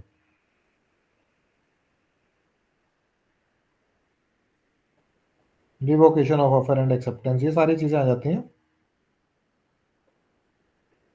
तो इसमें हम ऑफर क्या होता है, ऑफर हम ऑलरेडी पढ़ चुके हैं कि किसी को एक प्रपोजल देना, एक प्रपोजल देना. आपने एक ऑफर दिया दैट अगर आप एक नए आप यू आर एक बिजनेस है जिसको एक रॉ मटेरियल चाहिए, that you are a business and you want a raw material, तो आप एक ऑफर दें. आपके पास 10 वेंडर्स हैं जो रॉ मटेरियल्स प्रोवाइड कर सकते हैं. आप उन 10 वेंडर्स को एक ऑफर देंगे या उनमें से 10 में से जो बेस्ट ऑप्शन है उसको एक ऑफर देंगे that I want your raw material. मैं इस रॉ मटेरियल को, ये मेरे रूल्स एंड रेगुलेशन है कि मुझे हर डे में इतना चाहिए या हर मंथ में इतना चाहिए, इतना अमाउंट मैं पे कर सकता हूँ आपके रॉ मटेरियल के लिए. इतने अमाउंट को पे करने के बाद आप उस रॉ मटेरियल को टाइम से देंगे, that raw material will come in time, क्योंकि अगर रॉ मटेरियल टाइम पे नहीं आएगा तो आपकी प्रोडक्शन अफेक्ट होगी, that your production will be affected. तो ये सारे रूल्स एंड रेगुलेशन आप एक ऑफर के अंदर देंगे. तो आप दैट और भी बहुत सारी चीजें हो सकती हैं कि उस ऑफर के अंदर आप क्या देंगे. दैट फॉर एग्जांपल कि आप इतना रॉ मटेरियल अगर नहीं दे पाएंगे तो आपको कुछ पेनल्टी देनी होगी या फिर आपको ये अमाउंट देना होगा, या बहुत सारे रूल्स एंड रेगुलेशन हो सकते हैं. अगर सामने वाला पर्सन, दैट सामने वाली पार्टी या सामने वाली ऑर्गेनाइजेशन उस ऑफर को एक्सेप्ट कर लेती है और उस सारे रूल्स एंड रेगुलेशन को फॉलो कर लेती है, तो वो एक ऑफर के अंदर आता है. यही सारी चीजें इसमें एक्सप्लेन करी गई हैं. You have to read these things. इसमें कुछ एग्जांपल्स भी दिए गए हैं. For example, Ram offers to sell scooter to Prem at ₹10,000. This is an offer by Ram. आप एक राम ने 10,000 एक स्कूटर बेचना चाहा 10,000 में और उसने ऑफर दिया दैट मैं 10,000 में बेचना चाहता हूँ. अगर वो एक्सेप्ट हो जाता है तो ऑफर एंड एक्सेप्टेंस वो एग्रीमेंट बन जाएगा. अगर वो अभी सिर्फ ऑफर बेस पे ही है, अभी एग्रीमेंट नहीं, अभी सामने से एक्सेप्टेंस नहीं आई है, तो वो सिर्फ एक ऑफर है, अभी उसमें चेंजेस हो सकते हैं. How is an offer made. Express offer, हम इसके बारे में ऑलरेडी पढ़ चुके हैं कि आपने एक एक्सप्रेस ऑफर दिया, आपने ए से बी को कहा, ए ने बी को कहा दैट मुझे ये समथिंग, आपको कुछ भी बुक एक सेल करनी है या एक स्कूटर एक सेल करना है, दैट ही और she will be selling a scooter और एक बुक सेल करनी है, इतने अमाउंट में सेल करनी है, आपको फिक्स्ड है, आपको इतने ही अमाउंट में सेल करनी है, तो वो एक एक्सेप्टेंस ऑफर में आ जाएगा, एक्सेप्ट ऑफर में सॉरी एक्सप्रेस ऑफर के अंदर आ जाएगा। इम्प्लाइड ऑफर हमने इम्प्लाइड भी पहले पढ़ा था, तो इसका एक एग्जांपल पढ़ लेते हैं कि इम्प्लाइड ऑफर क्या है। पब्लिक ट्रांसपोर्ट लाइक डीटीसी इन दिल्ली, दिल्ली में जैसे डीटीसी चलती है या बेस्ट चलती है बॉम्बे में, runs buses on different routes to carry passengers who are prepared to pay the specified fare. This is an implied offer. Similarly, when a coolie picks up your luggage to carry it from railway platform to the taxi, it means that the coolie is offering his service for some payment. This is an implied offer. Implied offer क्या होता है? आपको express offer के अंदर पता होता है कितना अमाउंट आपको देना है, कितना अमाउंट सामने लेना है, एंड उसके बाद एक ऑफर बनता है। एम्प्लॉयड ऑफर के अंदर क्या होता है कि आपको रूट्स के बेस पे आपको अपने वो अलग अलग प्रोवाइडर एक ही है, डीटीसी प्रोवाइडर है या बेस्ट प्रोवाइडर है जो बॉम्बे पर, क्योंकि रूट्स अलग अलग हैं, तो रूट्स के हिसाब से जो ऑफर होगा वो भी एक अलग अलग होगा, उसके जो फेयर होंगे वो भी एक अलग अलग होंगे। तो आ जाता है एम्प्लॉयड ऑफर के अंदर। या एक कुली का जैसे इसमें एग्जांपल लिया, तो कुली क्योंकि जरूरी नहीं है वो आपको आपसे जो प्राइस ले रहा है वही प्राइस दूसरे से भी लेगा या तीसरे से भी लेगा। he or she can make a different offer to different person। एक implied offer का एक एग्जांपल है। to whom an offer is made, offer किसको दिया जाता है, ऑफर फॉर एग्जांपल इसमें अगर आप इसको बेसिक इसका समझें, ऑफर किसको दिया जाता है। आपको अगर कोई चीज सेल करनी है तो आपको पता होता है कि आपकी ऑडियंस कौन है। अगर आपको कोई एक बलून सेल करना है, आप एक बलून बेचने वाले हैं, तो आपको पता होता है that kids are attracted to balloons. आपको बलून्स जो हैं वो किड्स ही उसको परचेज करेंगे। तो जहाँ पर भी आपने देखा भी होगा दैट जो बलून वाले होते हैं वो मोस्टली जहाँ पर भी किड्स उनको दिखाई देंगे, जिन भी माँ बाप के साथ किड्स होंगे, वो उनके पास बहुत ज़्यादा बार जाते हैं, उनको बार बार ऑफर करते हैं, क्योंकि उनको पता है दैट वो वहाँ पर उनको जो जो ऑफर करेंगे वो जो भी चीज़ें वो ऑफर कर रहे हैं वो उनका सेल होना बहुत इजी हो जाएगा वहाँ पर।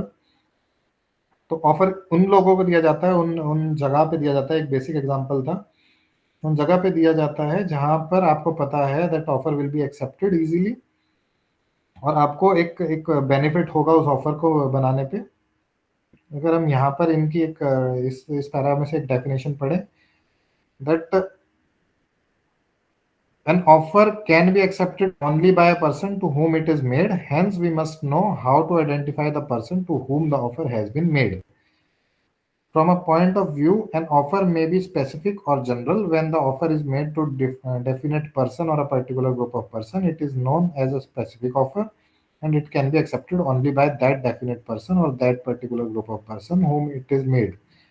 For example, A offered to buy certain goods from B at certain price. This offer is made to the definite person B. Therefore, if the goods are supplied by P, it will not give rise to a valid contract.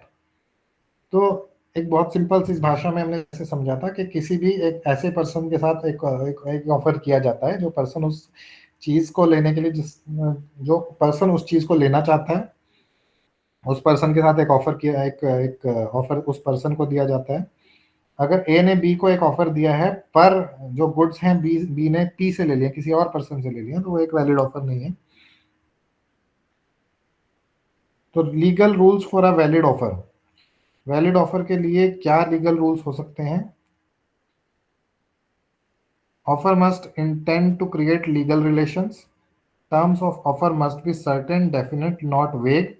तो ये basic वही चीजें हैं कि अगर legal rules क्या होंगे एक वैलिड ऑफर के, मतलब अगर आप ऑफर मेड कर रहे हैं, आप एक ऑफर कर रहे हैं, तो उसके लीगल रूल्स क्या होंगे। लीगल रूल्स वही होंगे, अगर हम इसको if we are understanding them in a simple language, अगर हम सिंपल लैंग्वेज में समझे तो लीगल रूल्स वही होंगे जहां पर कोई भी जहां पर एक मिरर, एक बहुत साफ सुथरी एक एग्रीमेंट होगा दोनों लोगों के बीच में, एक सारे लीगल जो फॉर्मेलिटीज हैं वो फॉलो की जाएंगी, जहां पर डेफिनेट और नॉट वेग कोई एक जो रूल्स सेट किए गए हैं वो बहुत डेफिनेट है, मतलब आपको पता है कि क्या क्या रूल्स हैं, क्या क्या चीज़ें फॉलो करनी है, बहुत ज़्यादा डेफिनेट है, बहुत क्लियर है, सबको पता है कि क्या रूल्स फॉलो करने हैं।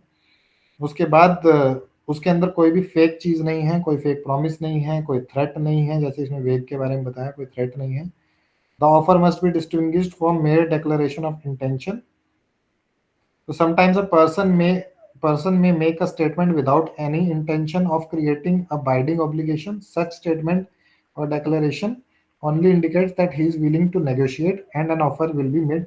For example, कई ऑफर्स में ऐसा होता है जहां पर डेक्लेरेशन नहीं दी जाती। फॉर आप कोई भी चीज आप सेल करना चाहते हैं, स्कूटर सेल करना चाहते हैं सेकेंड हैंड, तो आप डिक्लेयर नहीं करते, आप उसको एक वेग में रखते हैं कि दैट मैं इतने में सेल कर दूंगा, या मैं इतना एक्सपेक्ट कर रहा हूँ, that I am expecting this. तो वो भी एक काइंड का ऑफर है, एक काइंड ऑफ ऑफर है जिसके अंदर आप नेगोशिएशन एक्सपेक्ट कर रहे हैं या सामने वाला नेगोशिएशन एक्सेप्ट करता है, तो वो भी एक वैलिड ऑफर माना जाएगा, बिकॉज आपने कोई एक स्पेसिफिक डेफिनेट प्राइस नहीं बताया, इसलिए क्योंकि you want negotiation. Offer must be distinguished from an invitation to offer. तो अगर कोई एक आप ऑफर दे रहे हैं, an offer must be distinguished from an invitation to receive an offer. आप एक ऑफर देते हैं तो आपका एक ऑफर वो एक डेफिनेट एक अगर वो बिल्कुल प्रिसाइज है, अगर या तो आपको बहुत अच्छे से पता है कि आप नेगोशिएट करना चाहते हैं, या आपको बहुत अच्छे से पता है आपको नेगोशिएट नहीं करना है और आपको यही प्राइस रखना है, तो इन दोनों चीज में डिफरेंस होना चाहिए। एक डिफरेंस होना चाहिए कि कहाँ पे आपको नेगोशिएशन चाहिए और कहाँ पे आपको नेगोशिएशन नहीं चाहिए। इन्विटेशन ऑफ एन ऑफर का मतलब यही होता है कि आप एक ऑफर दे रहे हैं पर आपको पता है कि आपको negotiation, you want an negotiation, तो सामने से एक ऑफर जरूर आएगा। For example, you want to sell your scooter at ₹10,000, but because you have already said that I can negotiate और आई कैन हैव, मैं इसमें प्राइस में चेंजेस कर सकता हूँ, तो आपको पता है कि सामने से एक जो ऑफर आएगा, या वो सामने वाला बी पर्सन 9500 में स्कूटर को लेना चाहता है, 9000 में लेना चाहता है, तो वो एक इनविटेशन ऑफर होगा, सामने वाला एक ऑफर देगा, तो जो आपने ऑफर दिया था, ऑलरेडी आपने एक ऑफर दिया 10,000 का, अब वो वैलिड नहीं है। अब वो जो सामने से एक ऑफर आया है वो एक नाउ एक वैलिड ऑफर होगा, और उस ऑफर को अगर आप एक्सेप्ट करते हैं तो आपके बीच में एक एग्रीमेंट हो जाएगा। The offer must be communicated. Communicated का मतलब होता है कि अगर आप कोई भी ऑफर दे रहे हैं तो वो किसी भी तरह से कम्युनिकेट होना चाहिए, या तो वर्बली कम्युनिकेट होना चाहिए, या रिटर्न वे में कम्युनिकेट होना चाहिए, टेलीफोनिकली कम्युनिकेट होना चाहिए, ईमेल से, बहुत सारी चीजें होती हैं। किसी भी तरह अगर आप कोई ऑफर कर रहे हैं तो वो अगर कम्युनिकेट ही नहीं हो रहा है तो उस ऑफर, वो एक वैलिड ऑफर नहीं है। सामने वाले पर्सन को पता ही नहीं है कि आपने एक ऑफर दिया है, या वो कम्युनिकेट नहीं हुआ है, तो वो एक वैलिड ऑफर के अंदर नहीं आएगा।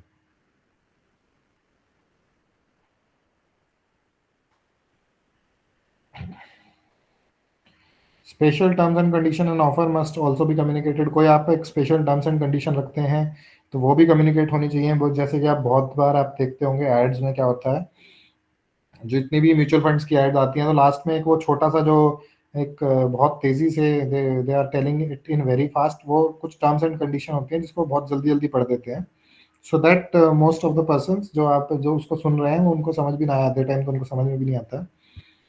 तो क्यों उनको ये करना पड़ता है, ये उनको, वो चाहें तो उस चीज़ को छुपा भी सकते हैं, बट लॉफुली वो उस चीज़ को नहीं छुपा सकते हैं, उनको वो चीज़ पढ़नी ही पड़ती है। दैट ये टर्म्स एंड कंडीशन है और इसमें ये चीज़ें हो सकती हैं, ये टर्म्स एंड कंडीशन आपको फॉलो करनी होंगी। क्रॉस ऑफर्स क्या होते हैं? क्रॉस ऑफर वही होते हैं जैसे हमने अभी एक बात करी थी, एक स्कूटर की बात करी थी। अगर आप एक सामने से एक ऑफर आना, क्रॉस ऑफर मिलना, फिर आप एक ऑफर करना, फिर एक क्रॉस, ये होता है क्रॉस ऑफर के अंदर। For example, you want to sell, आप अपना एक प्लॉट सेल करना चाहते हैं 15 लाख का, बट सामने से एक ऑफर आता है, कम्युनिकेट होता है, दैट वो एक्सेप्ट नहीं करते हैं और कम्युनिकेट करते हैं कि हम तो इसको 10 लाख में ही खरीद सकते हैं, तो ये एक क्रॉस ऑफर है। दैट आपने उसको 15 लाख में बेचना चाहा, बट द सेकंड पर्सन ने एक क्रॉस ऑफर दे दिया कि that I can not buy it 15 lakhs, I can buy it at 10 lakhs। ये क्रॉस ऑफर्स के अंदर आता है।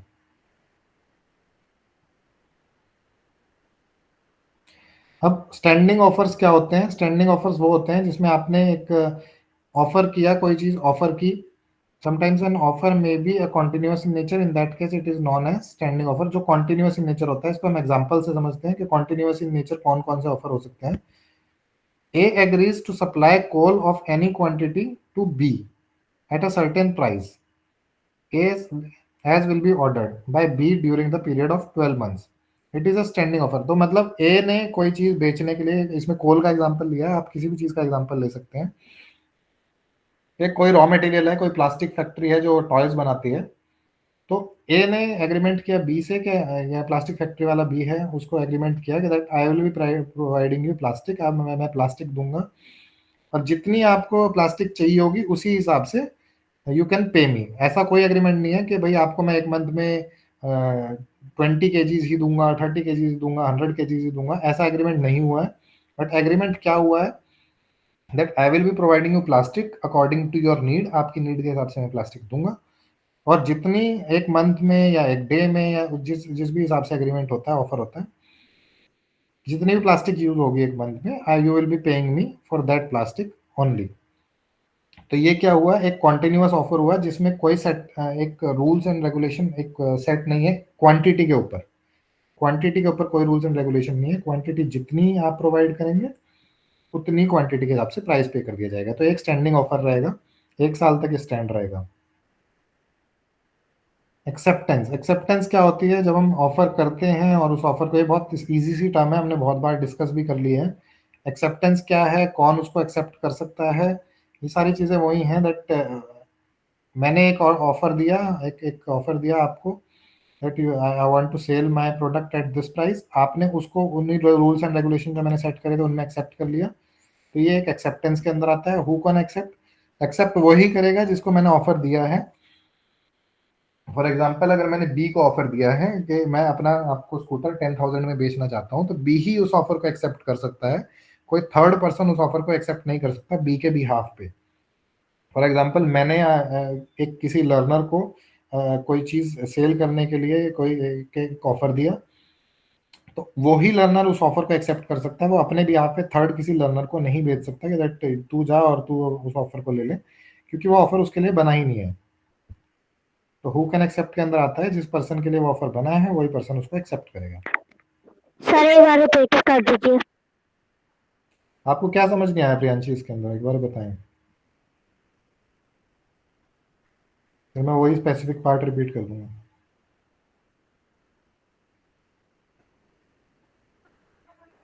प्रियांशी बताएं क्या समझ में नहीं आया।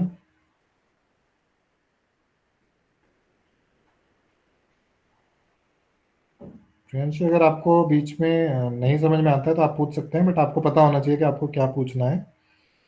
अगर नहीं पता है तो प्लीज इसको डिस्टर्ब ना करें क्लास को।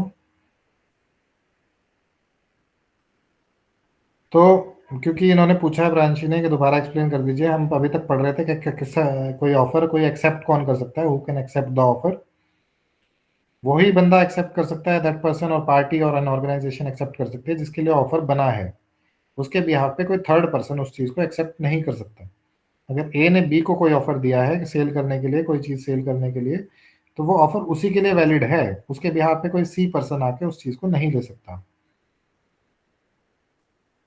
अब how is an acceptance made, acceptance बनती कैसे है। एक्सेप्टेंस, अगर मैंने कोई ऑफर दिया है बी को, मैंने उसको वर्बली कम्युनिकेट करा है या रिटर्न में कम्युनिकेट करा है या मेल के थ्रू कम्युनिकेट करा है, टेलीफोनिकली कम्युनिकेट करा है, तो एक्सेप्टेंस का मतलब होता है आपको एक्सेप्टेंस अपनी देनी है, किसी भी वे में आप एक्सेप्टेंस दें। या तो मैं स्पेसिफाई करूंगा कि आपको एक्सेप्टेंस बाय रिटन फॉर्म में ही देनी है या टेलीफोनिकली ही देनी है। अगर मैंने ऐसा कुछ स्पेसिफाई नहीं करा, if I have not specified anything, तो आप किसी भी वे में मुझे एक्सेप्टेंस दे सकते हैं उस ऑफर की। But if I have specified कि भाई आपको रिटर्न वे में ही एक्सेप्टेंस देनी है, that you have to accept, आपको एक्सेप्टेंस टेलीफोनिकली ही देनी है, उस केस में क्या होगा, उस केस में जो एक्सेप्टेंस है वो उसी वे में कम्युनिकेट करनी पड़ेगी, नहीं तो वो फिर एक वैलिड एक्सेप्टेंस नहीं होगी। अगर मैंने कहा है कि that I want an acceptance in written form और आपने उसे टेलीफोनिकली वर्बली दे दिया, तो वो एक्सेप्टेंस नहीं है और मैं वो ऑफर किसी और को अभी भी दे सकता हूँ, वो ऑफर अब मैं किसी और को भी दे सकता हूँ, मैंने जो आपको ऑफर आपको दिया था, क्योंकि आपने जो एक्सेप्टेंस करी वो वैलिड फॉर्म में नहीं करी और वो इनवैलिड है।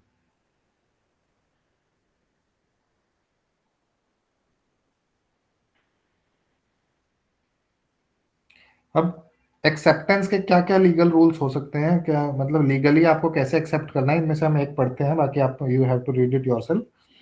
Acceptance must be in prescribed manner, यही जो मैंने अभी बताया, दैट मैंने for example I have I want to sell my, मुझे अपना लैंड सेल करना है 15 lakhs में, मैंने ये ऑफर दिया बी को और मैंने बी को स्पेसिफाई करा that I have specified B that you have to give your acceptance in the form of in written form only, या फिर आपको एक्सेप्टेंस अपनी बाय मुझे रिटर्न फॉर्म में एक मेल के थ्रू भेजनी होगी या टेलीफोनिकली भेजनी होगी।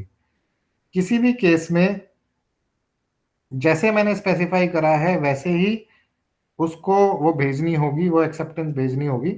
अगर वो एक्सेप्टेंस उस वे में नहीं भेजते हैं तो वो एक वैलिड फॉर्म नहीं है, it is not a valid form.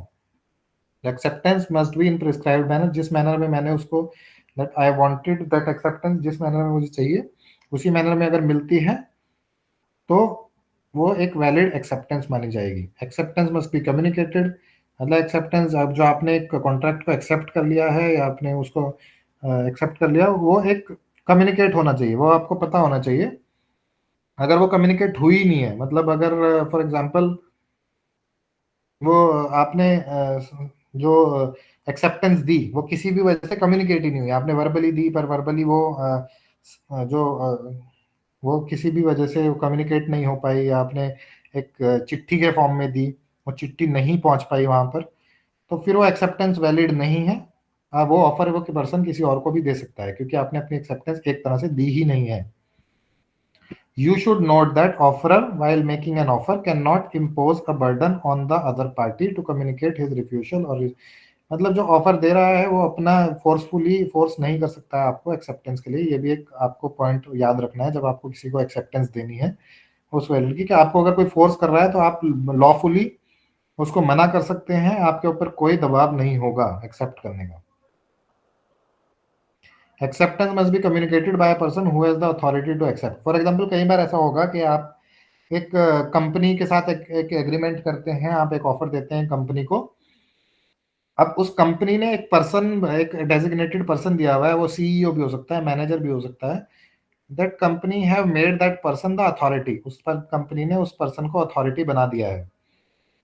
अब अगर वो पर्सन जिसको अथॉरिटी बनाया गया वो एक्सेप्ट करता है ऑफर को, तभी वो वैलिड ऑफर है, वो वैलिड एक्सेप्टेंस है। अगर उसकी भी यहाँ पे कोई और एक्सेप्ट कर लेता है तो वो एक वैलिड ऑफर या वैलिड एक्सेप्टेंस नहीं है।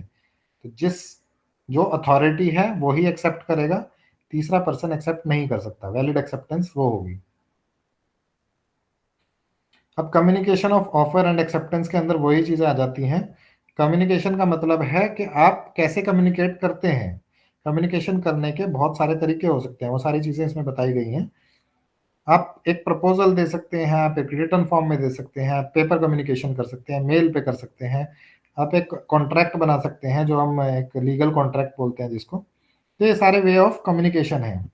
और सेम एक्सेप्टेंस के भी सेम ही कम्युनिकेशन है, जिस वे में आप अगर कुछ स्पेसिफाई नहीं करा गया है तो आप एक्सेप्टेंस किसी भी तरह दे सकते हैं।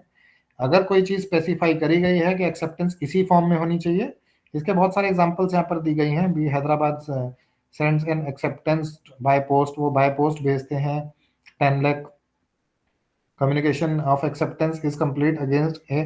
तो कई बार ऐसा होगा कि ऑफर में स्पेसिफाई होगा कि मुझे अगर मैंने 10 तारीख को वो बाय पोस्ट भेजा है और मैं स्पेसिफाई करूंगा कि मुझे जो आपकी एक्सेप्टेंस है 12 तारीख तक मिल जानी चाहिए, और बाय टेलीफोन मिल जानी चाहिए, बाय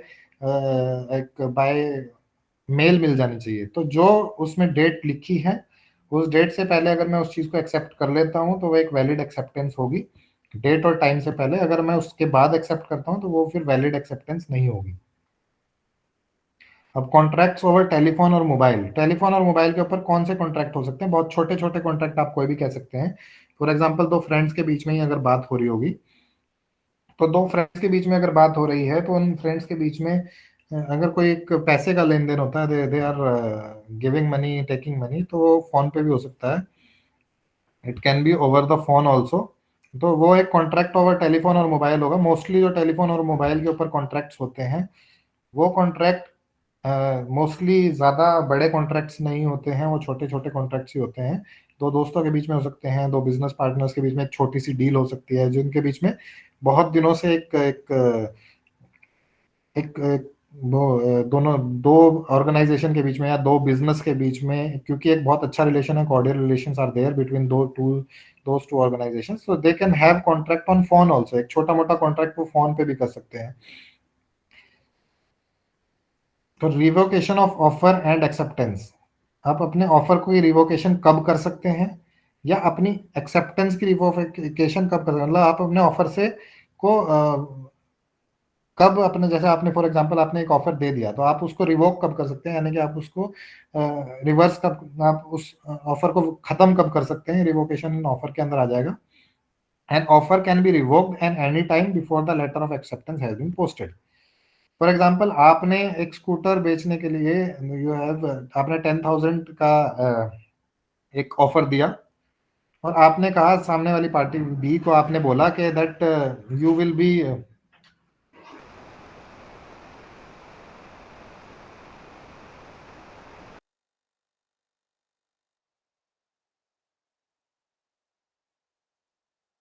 देन आई हैव, मैंने उस सामने वाले पर्सन को कहा कि आप you will be giving acceptance in the form of post, आप बाय पोस्ट ही भेजेंगे एक्सेप्टेंस और 12 तारीख तक आप भेज देंगे। मैंने 10 को ऑफर किया, you will be giving the acceptance by post only and before 12। अगर वो क्योंकि मैंने ऑफर दिया है और उसने जो पोस्ट किया, जो सामने वाले पर्सन ने, बी पर्सन ने अपनी एक्सेप्टेंस को पोस्ट किया, जब तक वो पोस्ट मुझ तक नहीं पहुंचती है मैं अपने ऑफर को रिवोक कर सकता हूं। I can cancel my offer, क्योंकि मेरे पास अभी तक एक्सेप्टेंस नहीं आई है। पर अगर एक बार एक्सेप्टेंस मेरे पास आ गई है then I can not revoke my offer, मुझे फिर उस ऑफर को, उस एग्रीमेंट को कैरी आउट करना ही होगा। ये इसमें पोस्ट का केस ले सकते हैं, टेलीफोन का केस ले सकते हैं कि आपने टेलीफोन पे एक्सेप्टेंस जब तक नहीं दी तब तक वो रिवोक करना ही पड़ेगा। देन रिवोकेशन ऑफ एक्सेप्टेंस, आप एक्सेप्टेंस अपनी रिवोक कब कर सकते हैं? The acceptor can revoke his acceptance at any time before his letter. तो मैंने क्योंकि एक लेटर पोस्ट किया अपने ऑफर के साथ, हमारी टेलीफोनिकली कन्वर्जेशन होगी, दो पर्सन्स की टेलीफोनिकली कन्वर्जेशन होगी दैट आप मुझे एक चीज सेल करेंगे 50 रुपीज में, और मैंने टेलीफोनिकली उसको हाँ, हमारे बीच में एक एग्रीमेंट हुआ कि मैं एक रिटर्न फॉर्म में एक एग्रीमेंट भेजूंगा आपके पास बाय पोस्ट, और आपको वो एक्सेप्ट करना है क्योंकि हमारी वर्बली बात हो गई है।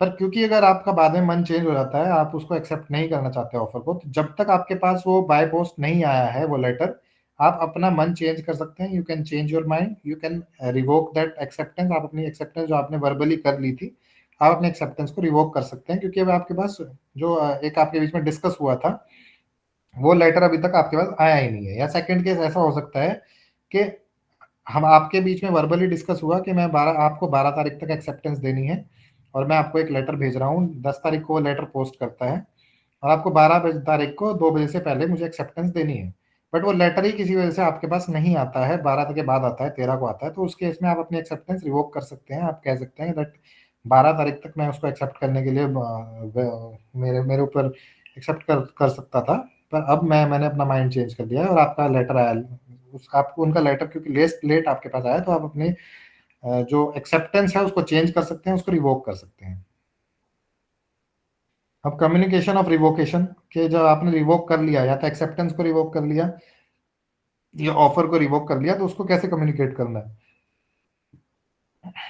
तो communication of revocation is complete at different times for the person who makes it and the person to whom it is made.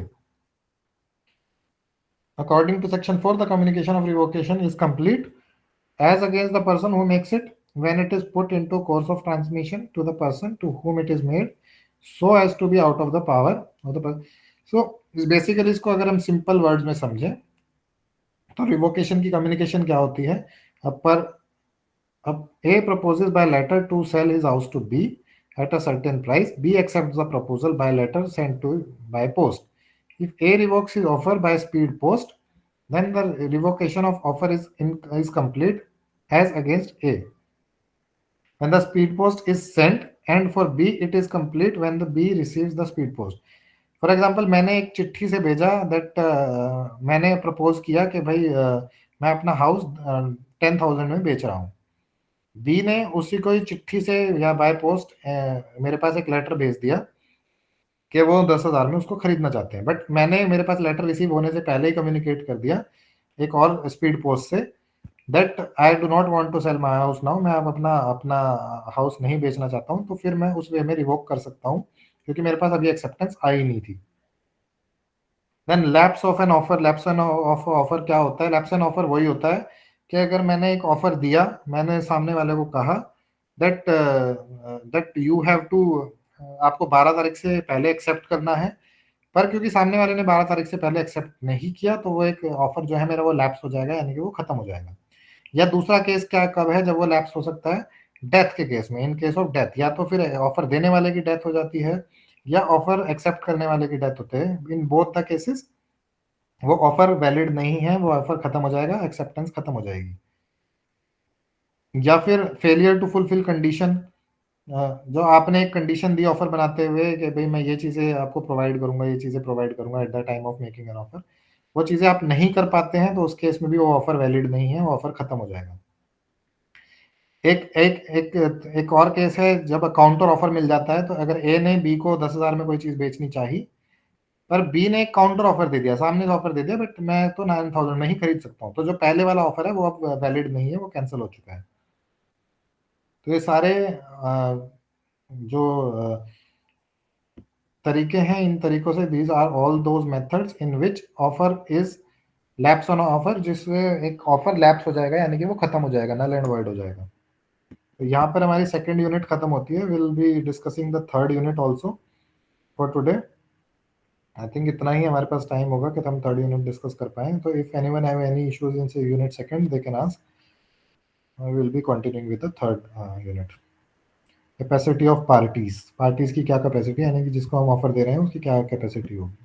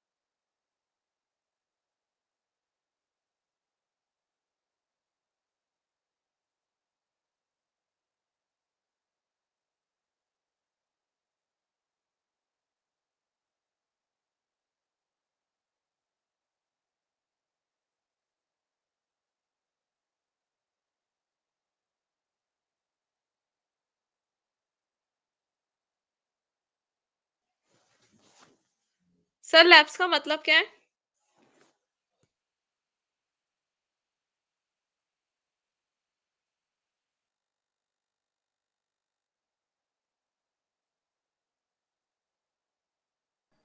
खत्म हो जाना।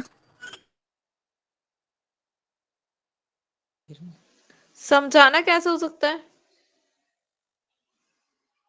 लैप्स समझाना। जैसे कोई एग्रीमेंट किसी टाइम पीरियड के बाद लैप्स हो जाता है, खत्म हो जाता है।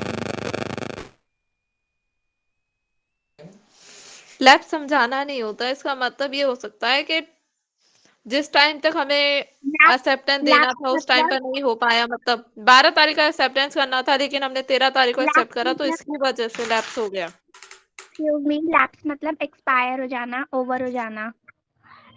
हाँ ये हो सकता है, पर वही पूरा बोला एक्सपायर नहीं मैंने हो भी। सकता मतलब। हाँ जी, मैंने लैप्स भी का वही बोला। यही होता है दैट एक ऑफर अगर 2 दिन तक वैलिड था तो वो 2 दिन तक ही वैलिड है। 12 अगर 10th को कोई ऑफर किया है जिसमें मेंशन है कि 12th 2 PM तक वो ऑफर वैलिड है, अगर 12 2 PM हो जाते हैं तो उसके बाद वो ऑफर लैप्स हो जाता है, वो खत्म हो जाता है। उसके बाद उसके उसके ऊपर कोई एक्सेप्टेंस नहीं दे सकता है। Anyone can not give acceptance on that offer उस टाइम के बाद। स्टैंडिंग ऑफर क्या होता है सर? स्टैंडिंग ऑफर कोई भी स्टैंडिंग ऑफर होगा जो जब तक उसका टाइम पीरियड है, जब तक वो वैलिड है, स्टैंडिंग ऑफर वही रहेगा। स्टैंडिंग ऑफर जैसे कि हमने अभी पिछले पहले भी डिस्कस किया था, we have discussed about it, that आपने एक ऑफर दिया एक बी कंपनी को दैट आप कोल प्रोवाइड करेंगे। आप एक रॉ मटेरियल है, कोल एक रॉ मटेरियल है, आप किसी बी कंपनी को कहते हैं that I will be providing you coal, और आप कहते हैं दैट मैं 1 साल तक कोल प्रोवाइड करूंगा and I will be providing you coal according to your need. आप उस नीड के हिसाब से प्रोवाइड करेंगे कि आपको इस मंथ में इतना चाहिए तो आप उतना प्रोवाइड कर देंगे, सेकंड मंथ में इतना चाहिए उतना प्रोवाइड कर देंगे। क्योंकि इसमें कोई फिक्स टर्म्स एंड कंडीशन नहीं है कि आप हर मंथ में इतना ही कुछ 20 केजीज ही प्रोवाइड करेंगे, 30 केजीज ही प्रोवाइड करेंगे, बट एक ऑफर दिया गया है कि आप 12 मंथ से प्रोवाइड करेंगे और जितनी आपको नीड होगी उतना प्रोवाइड करेंगे। तो एक स्टैंडिंग ऑफर है जिसमें बार बार चीजें चेंज होंगी, जिसमें आपने एक मोटा मोटा एक ऑफर दे दिया, बट उसमें कुछ चीजें, कुछ कितना अमाउंट होगा वो स्पेसिफाइड नहीं है। तो ये एक स्टैंडिंग ऑफर रहेगा, वो 12 मंथ तक आपके पास स्टैंड रहेगा वो ऑफर। उस 12 मंथ में जितनी भी हर मंथ में चीज चाहिए वो आप एक प्रोवाइड करेंगे, वो एक स्टैंडिंग ऑफर के अंदर आएगा। Okay sir. इसके बाद हम करते हैं कैपेसिटी ऑफ पार्टीज।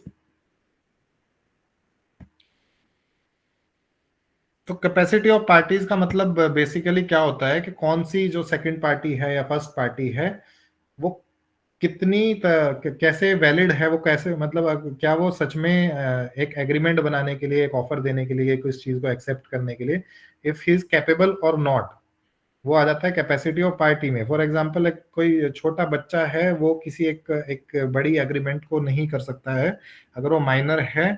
तो माइनर के रूल्स एंड रेगुलेशन है, there are rules and regulation. अगर माइनर कोई एग्रीमेंट करना चाहता है तो उसके लिए अलग अलग रूल्स एंड रेगुलेशन है। तो उस केस में क्या रूल्स एंड रेगुलेशन होंगे, क्या जो चीजें हैं वो माइंड में रखनी है, वो सारी चीजें हम इसमें पढ़ेंगे कैपेसिटी ऑफ पार्टीज के अंदर। कंपिटेंट कॉन्ट्रैक्ट, कौन कंपिटेंट अथॉरिटी है, कौन कॉन्ट्रैक्ट बना सकता है, ये सारी चीजें हम एक इसके अंदर पढ़ेंगे। Who is competent to contract, मतलब कॉन्ट्रैक्ट करने के लिए कौन कौन कंपिटेंट है। तो इसमें फर्स्ट पॉइंट है who is the age of majority according to the law to which he is subject. मतलब अलग अलग लॉज हमारे बने हैं, there are many laws which are have been formed in any country, जिसमें आप रहते हैं, जिस भी कंट्री में हम हैं, जैसे हम for example we are all Indian, तो हमारे भी अलग अलग लॉज हैं अलग अलग चीजों के हिसाब से। कहीं पे आप अगर 21 ईयर्स के हैं तो ही आप कोई कॉन्ट्रैक्ट कर सकते हैं, कहीं पे आप 18 के हैं तो भी आप कॉन्ट्रैक्ट कर सकते हैं। तो आप जिस भी चीज के लिए कॉन्ट्रैक्ट कर रहे हैं या ऑफर कर रहे हैं, आपकी मेजॉरिटी, एज ऑफ मेजॉरिटी होनी चाहिए। दूसरी चीजें जो आप होनी चाहिए आपके पास कोई भी ऑफर बनाने के लिए, आपके पास एक साउंड माइंड होना चाहिए। आपको लॉ, बाय लॉ आपको किसी ने डिस्क्वालीफाई नहीं किया होना चाहिए। कि कई बार ऐसा होता है कि दैट बाय लॉ आपके ऊपर एक रिस्ट्रिक्शन लग जाती है that you can not give an offer to anyone because you are not of sound mind, या फिर आपने कोई चीज गलत की हुई है ऑलरेडी।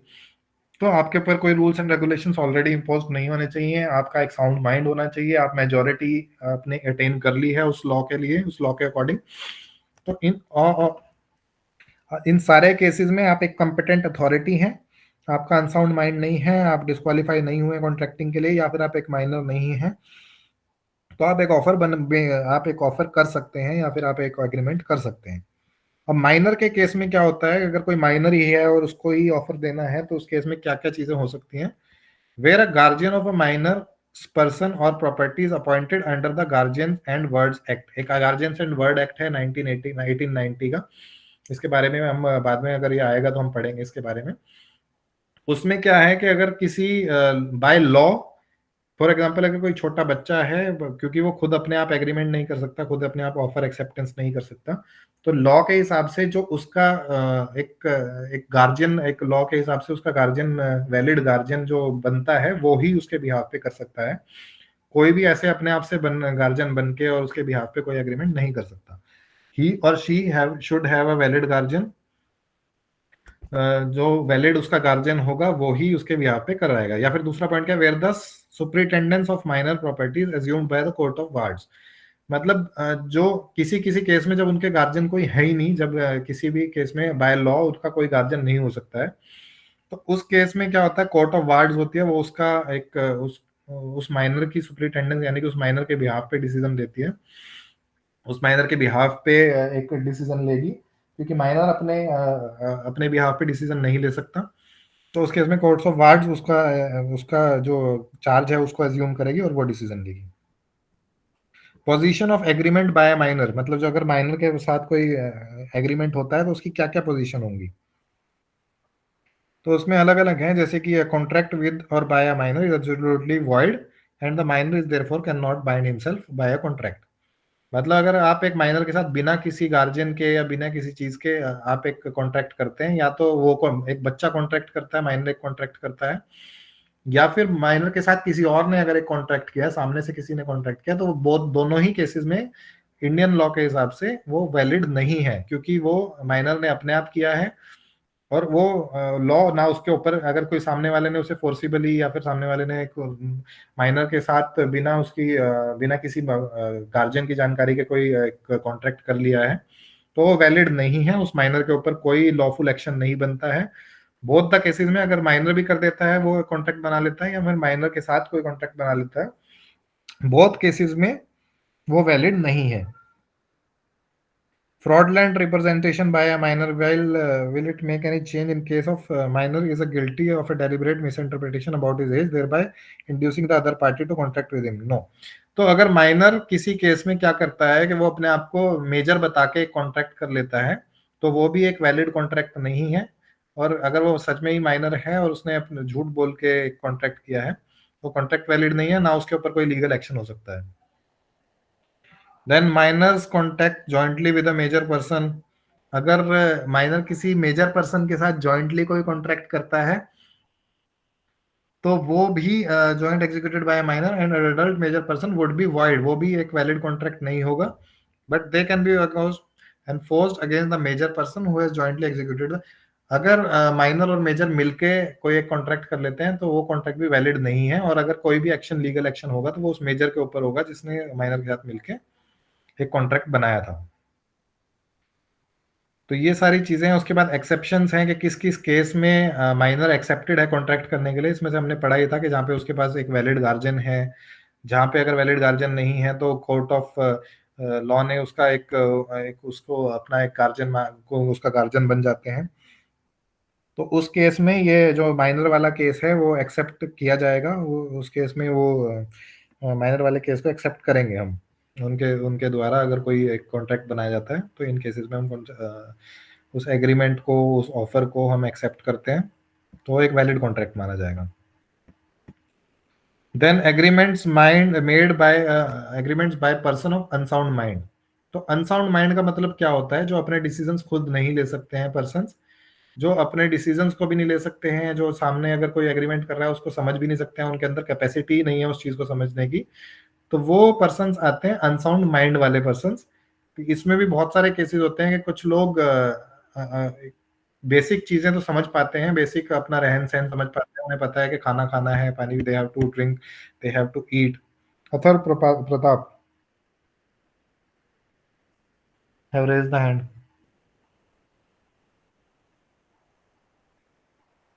जो कुछ पूछना चाहते हैं हाँ बताएं।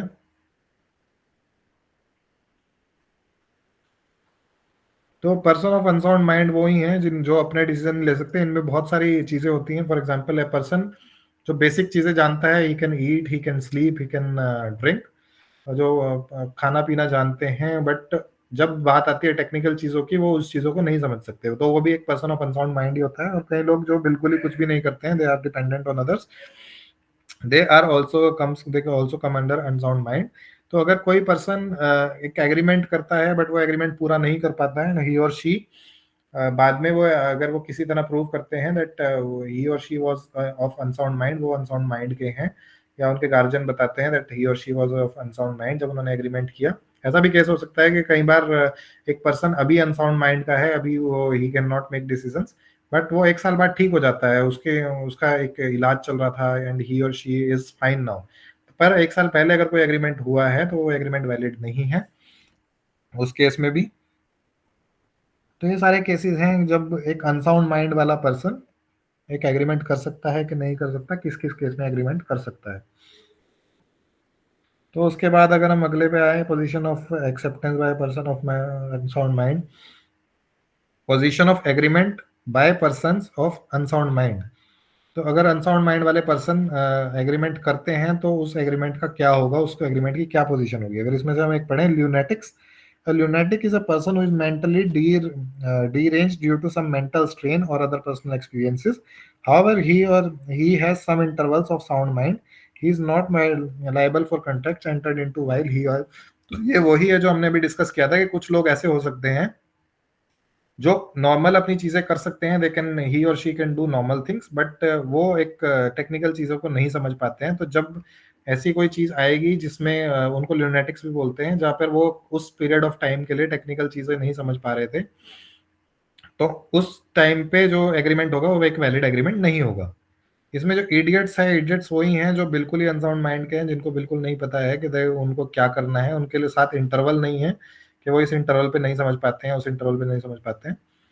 उसके उनके साथ बहुत सिंपल सी चीज है कि वो किसी भी चीज को समझ ही नहीं पाते हैं, तो वो एक इडियट्स की कंसिडरेशन में आएंगे और उनके साथ कोई भी किया हुआ कोई भी जो एग्रीमेंट होगा वो वैलिड नहीं है।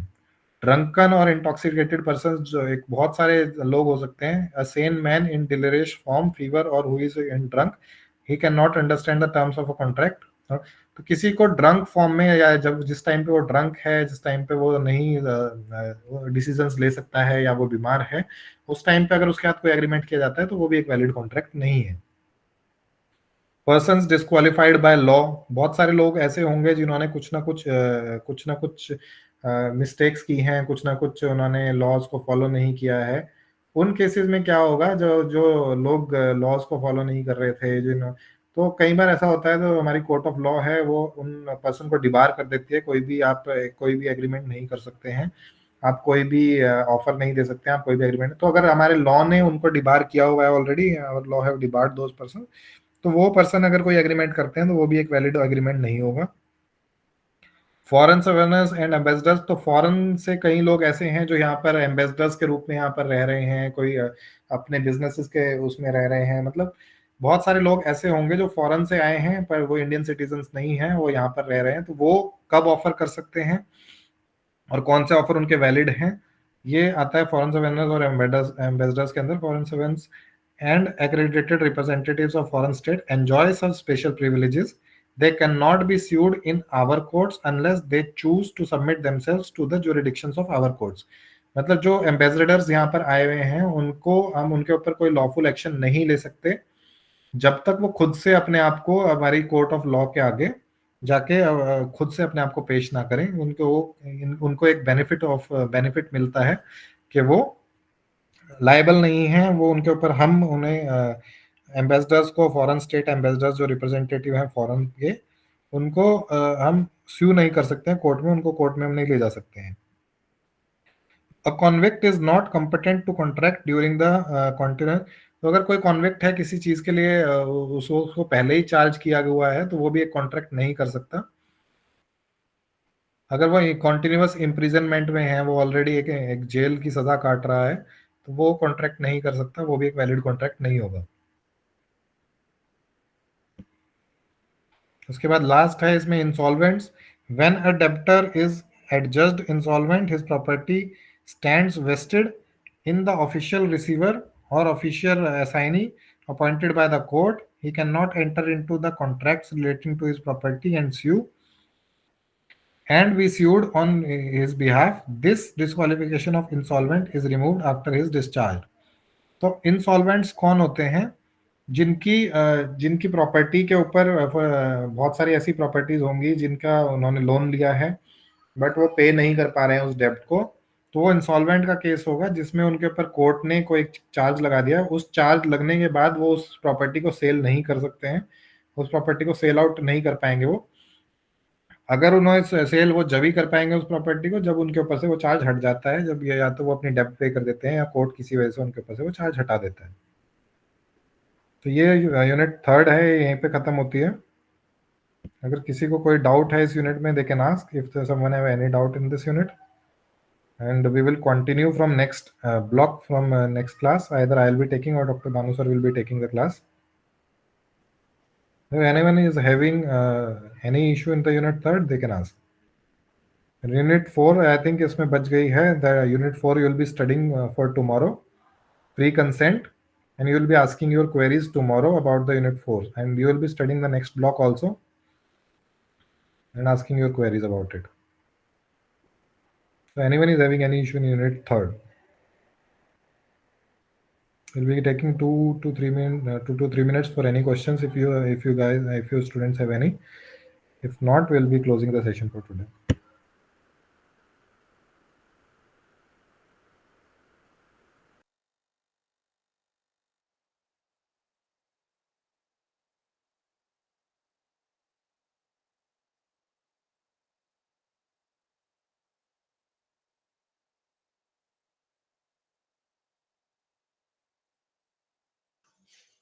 सर वॉइड और वॉइडेबल में क्या डिफरेंस है?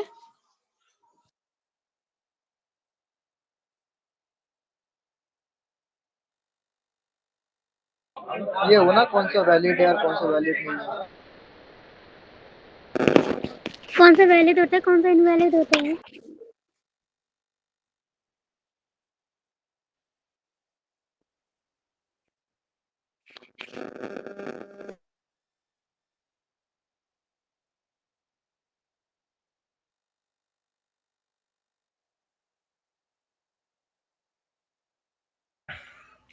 Someone was asking any question.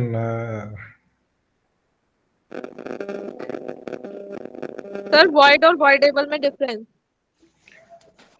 Void contract, अगर हम कॉन्ट्रैक्ट की बात कर रहे हैं तो वॉइड कॉन्ट्रैक्ट वो होगा जो शुरू से ही वैलिड नहीं है। फॉर एग्जांपल आपने एक कॉन्ट्रैक्ट बनाया पर उसमें ऐसे रूल्स एंड रेगुलेशन हैं, ऐसे लॉज हैं जो हमारे लॉ को फॉलो ही नहीं करते हैं, हमारे इंडियन लॉ को फॉलो नहीं करते हैं, या फिर उसमें ऐसी चीजें हैं जो अनएक्सेप्टेबल हैं, तो वो शुरू से एक वॉइड कॉन्ट्रैक्ट माना जाएगा। It is the contract which is null, मतलब शुरू से ही वैलिड नहीं था, उसमें रूल्स एंड रेगुलेशन नहीं फॉलो किए गए थे। वॉइडेबल और वॉइडेबल का मतलब होता है कि दो पार्टीज में से एक पार्टी उसको वॉइड करती है, उस कॉन्ट्रैक्ट को नहीं मानती है। फॉर एग्जांपल आपने एक ऑफर दिया बट सेकंड पार्टी को ने देखा कि that offer is not made with all those rules and regulations, तो वो वॉइडेबल कॉन्ट्रैक्ट हो गया कि उसको आप क्योंकि वो कॉन्ट्रैक्ट आपके लिए एक सूटेबल नहीं है, तो वो एक वॉइडेबल कॉन्ट्रैक्ट हो जाएगा, आप उसको कैंसिल कर सकते हैं कि आपको वो कॉन्ट्रैक्ट नहीं चाहिए। वॉइड शुरू से ही कैंसिल्ड रहता है। प्रियांशी, सर वैलिड और इनवैलिड में मतलब कि क्या अंतर होते हैं? प्रियांशी बहुत सिंपल सी है। वैलिड कोई भी कॉन्ट्रैक्ट अगर सारे रूल्स को फॉलो करके बनाया गया तो वो एक वैलिड कॉन्ट्रैक्ट है। अगर वैसे ही कोई भी कॉन्ट्रैक्ट अगर रूल्स एंड रेगुलेशन को फॉलो करे बिना बनाया गया तो वो एक इनवैलिड कॉन्ट्रैक्ट है।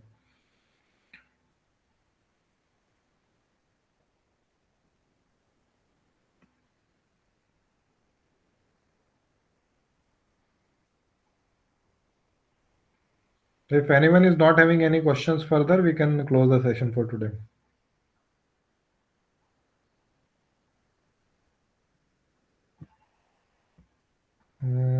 So I think let's close the session for today.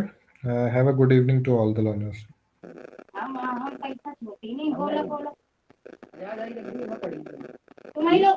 तीन गड्डी है, मोहिन पानी 2 तो होगा नहीं।